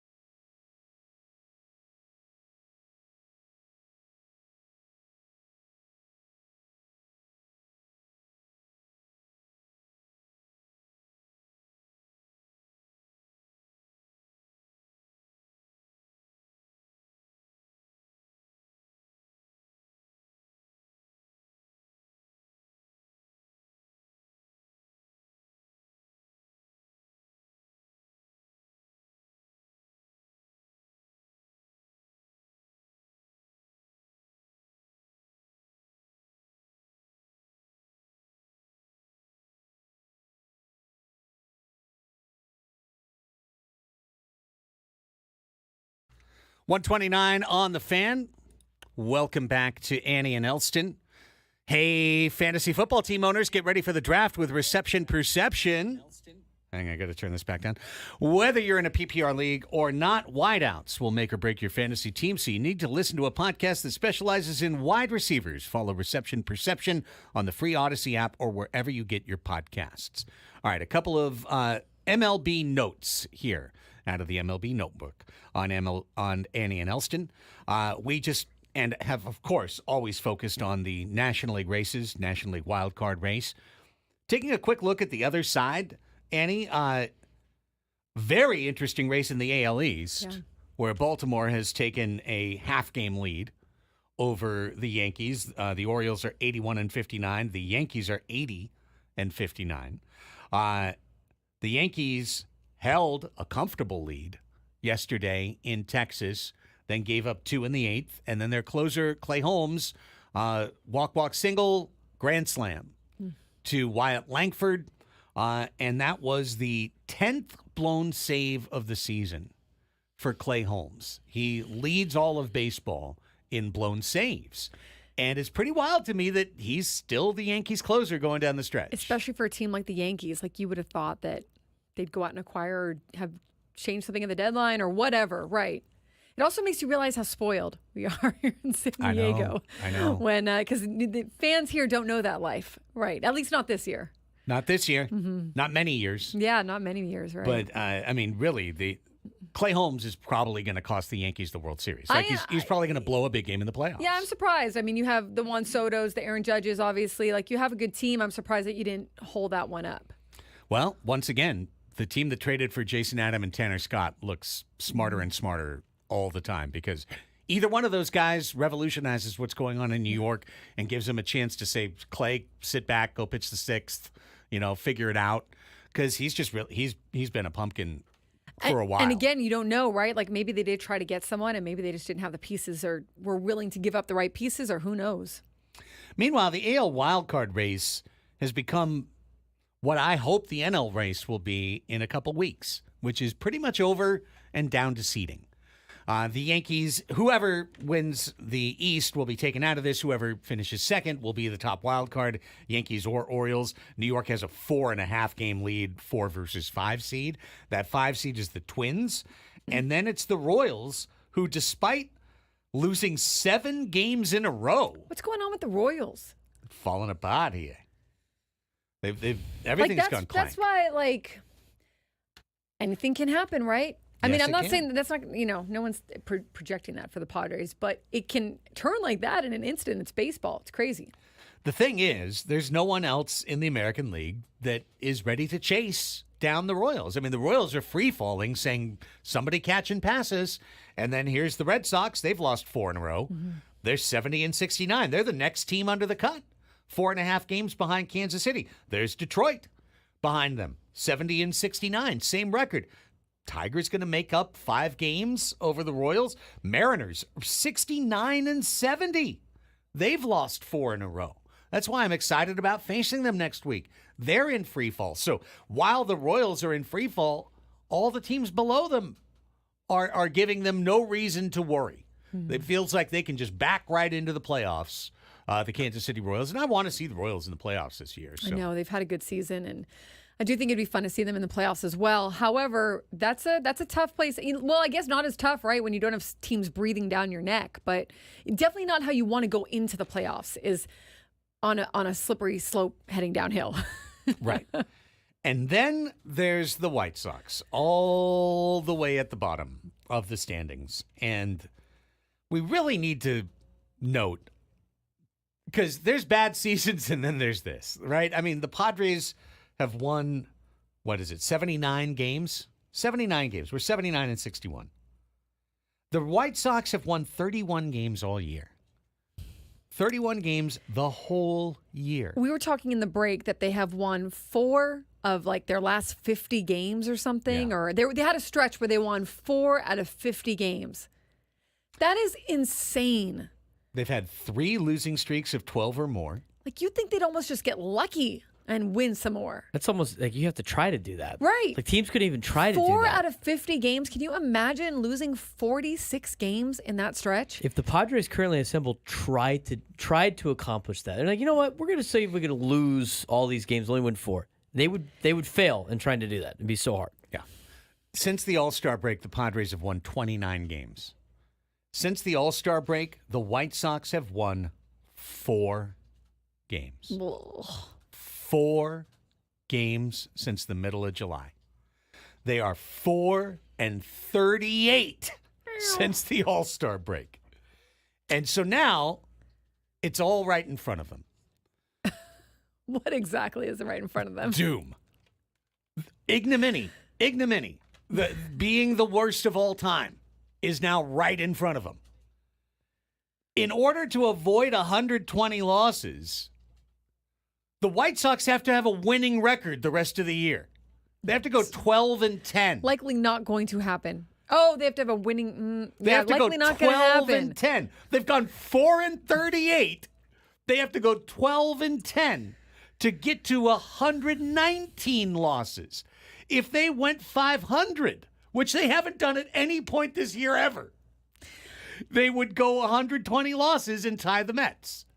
That's if they go 11-11. They'll get to 120 losses and they will tie the New York Mets for the worst record since 1900 in Major League Baseball. God. Listen, I've reached the point where I feel bad for the White Sox. I feel bad for those players. I feel bad for any media that's covering them. I do feel bad for the fans, but at least the fans pay really cheap tickets and can enjoy the opposing team that's there, whoever else is coming to the stadium. And that like milkshake that they have there, maybe they dropped the price on that White Sox milkshake. Brings all the boys to the yard. Right. However, I think they're at a point here where MLB has to at least sit down with them and go, what is your plan? Because you're going to have a team. Now you have the A's who are playing in, Riverdale Park minor league stadium, right? Now you have the White Sox. So nobody wants to play in that stadium. Now you have the White Sox who nobody wants to be part of that team because what is their plan? And it was so traumatic for these players to be part of that this year. Someone's got to at least sit them down at the table and say, what's going on? What is your plan here to try to get better? Because you essentially, you have a team that all these players are going to want to leave. Not only are they going to shatter the MLB record for losses, which is, again, 120. I mean, the way they're going, they're going to get to 125, 130 losses. They cannot pass the losingest team in history, which is the 1899 Cleveland Spiders that went 20-134. I love the name Cleveland Spiders. Yes, except 20-134. I'm glad I didn't. Can you imagine? Because I'm sorry, I know I can't get over it, but it's just such a long season and winning only 20 games. Yeah, the whole year. It's like. Oh, I heard the White Sox post-game guy, Chuck Garfien, just be like, I've been showing up here every day. And what do you say at that point? We never get to talk about a win. It's incredible. So what happened with the drama with the radio guy and the TV? They must have had to let it go because the team is so bad. What do you do at this point? Right. Just might as well hate the play-by-play announcer. So also, beyond just 120 losses, the worst winning percentage in baseball history is the 1916 Philadelphia A's at 235. Well, the White Sox are at 223. So they're going to blow that out of the water. And this one's for Ben. The White Sox are minus 310 runs this year. Minus 310. The all-time worst run differential in the history of baseball is minus 345. 1932 Red Sox. There should be if the White Sox got really good and you had something to celebrate, you should over the men's bathroom urinal put all of these stats that are the worst in history or the worst run differential ever. Just all their worth, because where else do you put them? Yeah. They're historic, but where do you put them? I think in the bathroom would be very appropriate. In Maybe the bathroom. On the urinal cakes themselves. Right. Maybe each have a little You record. can read about it, right? Yeah, and read maybe about it. celebrate their wins at that point. I guess yesterday, Hunter Wendelstadt didn't call a very good game, at least according to Ozzie Guillen, and he said he wished he punched the umpire in the face. Yeah. He really doesesn't like Hunter Wendelstadt. Frustrations are just running high, I think, with the White Sox. Yeah, Ozzie Guillen is. Look, Ozzie Guillen's a hot mess, and I remember when somebody thought he should be our manager. I'm glad that never happened. But yeah, so that's the White Sox story. I mean, it's one thing to be bad; they're actually the worst team of all time. So that's why I'm so scared about that series. We still have to play them this year, and if you think the Rockies are bad, the White Sox are like literally twice as bad as the Rockies. I think this is a little different. I think it is too, but it doesn't make me any less scared. Let's pull the pin right there and get to Ask Us Anything. I did see, and I'll just recommend to you, if you want to go look it up, you can Google it and find it. We'll probably get into it tomorrow just because we're out of time today. But Whit Merrifield, journeyman, former Royal, Blue Jay, etc., Philly, he's now a Brave.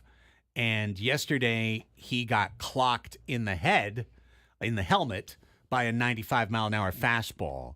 After the game, he had a lot to say about the nature of Major League teams prioritizing velocity over command, and the fact that there is essentially no repercussion to a hit by pitch in baseball anymore, and noted all the different Braves who got hurt by hit by pitches this year, and you can't retaliate, you can't do anything. So something we'll get into tomorrow. But if you want to check that out yourself and do some reading or some listening ahead, Google Whit Merrifield, and you'll get right to it. Here's what we're going to get to, our last break, and then it's time to Ask Us Anything. I want to give a little room so that we don't, like yesterday we had like 1.5 minutes for this segment. So let's get into it. It's your call-in, catch-all segment at the end of Annie and Elsten, where we're going to open up the phone lines to you. 833-288-0973 is our phone number. We invite you to call the show now. It's 1:41 as I'm talking. You have until 1:50 to call the show. So you got about 9 minutes to give us a ring at 833-288-0973. If you do call in that period of time, we'll get you on the air before we go out at 54:15. And all we ask of you is that you come prepared to ask us a question. Doesn't have to be about sports, could be about anything on Ask Us Anything. That's what we'll do next, right here on San Diego's #1 sports station, 97.3 The Fan.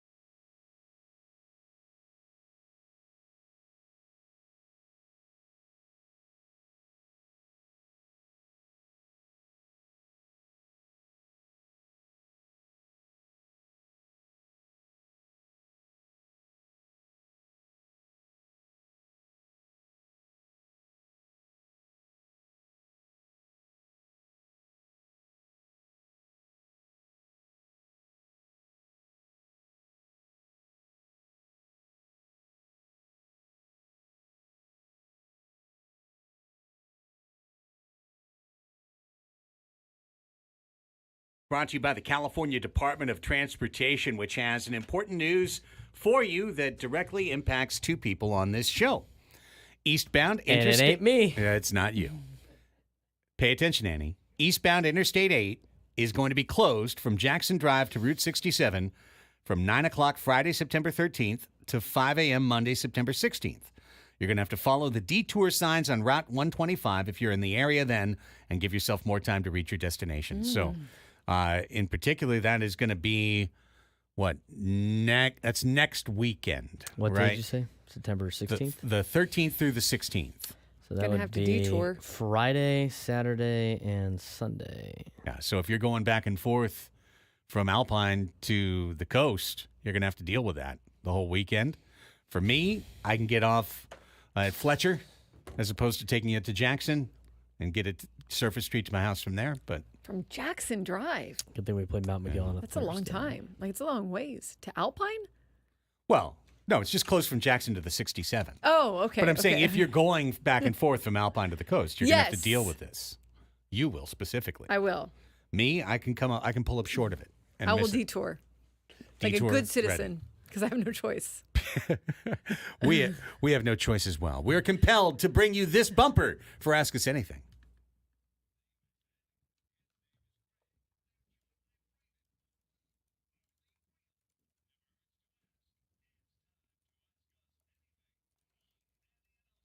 Okay. You said Jackson to the 67? Jackson to the 67. RIP Grossmont High School going to school on Friday. Yeah, good Yeah, luck. leave yourself extra time. And also, it's going to be hot this week, apparently. So Super hot. Take Heat the back- advisory. stay cool. Keep the back. Hydrate. Take the back road to Grossmont High School and get yourself beef and bun shake on the way to school. You can see Joe There you Musgrove's go. mural That's right. as Absolutely. you drink your beef and bun shake. At 8 in the morning. Seems excessive at 8 in the morning, but It's all right. You know what? Starting the week off. Weekend Actually, off great. though, high school kids, is it Oh, really? my God. Yeah, is you're it right. really that? I was yeah. talking to my kicker the other day about what he was eating after practice, and I wanted to throw up. morning milk fat for your student athletes. Here we go with Will in Oceanside at 833-288-0973. Hi, Will. Ask us anything. Afternoon. I'm the one that asked about a charity poker tournament, and I'm serious. I'd like to see that happen. Is there a possibility you could think of maybe trying to get one together? I'd play. I know some other people that'd like to play. Cool. I mean, I play too. I see Adam right out there. He's on the phone. I don't know if it's with a poker with 7 Mile over there right now, but we just got to get it through the Boston through promotions, man. Let's put it on the Thanks for the recommendation. put it on the rundown. Charity poker tournament. You'll be Ask Adam. organizing and getting that all together. Poker tournament. Ask Adam. Okay, I've written it down officially on our rundown. Here's George in San Diego. Hi, George. Ask us anything. Hey, good afternoon, everyone. A question for Annie based on her long-term association with the Padres. What do you think about the idea of establishing a formal relationship with former Padre great pitchers Randy Jones and Bob Tewksbury? Tewksbury, of course, has become a renowned sports psychologist, and both of those two pitchers were renowned for having some of the lowest walk ratios in Major League history. It's a good way to build on the great pitching culture that the Padres have been establishing this past year. Oh, interesting stuff, George. Doesn't Yeah. Randy's usually out at spring training, isn't he still? Randy Jones? Yeah. Yeah, Randy's out there actually during the year. So I just saw Randy on Tuesday. When were we last there? Monday. Monday, yeah. Monday. Randy's been out there. He has a nonprofit that he brings kids there and military families, and they get to meet the players. And Randy just is out there anyways to give players a hard time and enjoy. Honestly, Randy Jones is amazing. Okay, Yeah. I have so many great stories about Randy Jones, and he's hilarious, and he always puts a smile on your face when you see him. So shout out Randy Jones, and he will also kick you in the knees, like if you're misbehaving. Like he's not Yeah. afraid to like tell you suck. Wonderful guy, wonderful man. Obviously, yeah. I think this is a great idea. I think you know what they do reach out. They have community department there at Padres Land, and they do keep connections with some of these players and these pitchers. But sure, I think that's a great idea. Yeah. And I know Randy does some stuff in spring training, but He always does, and yeah. he'll walk through the clubhouse too and talk to guys. Let's wrap things up with Zach in Mira Mesa. Hi, Zach. Ask us anything. Hey guys, hope you guys are doing well. This question stems from the fact that I won 2 tickets. I'm actually going tonight at the Rady Shell to see John Fogerty, Awesome. bringing a friend.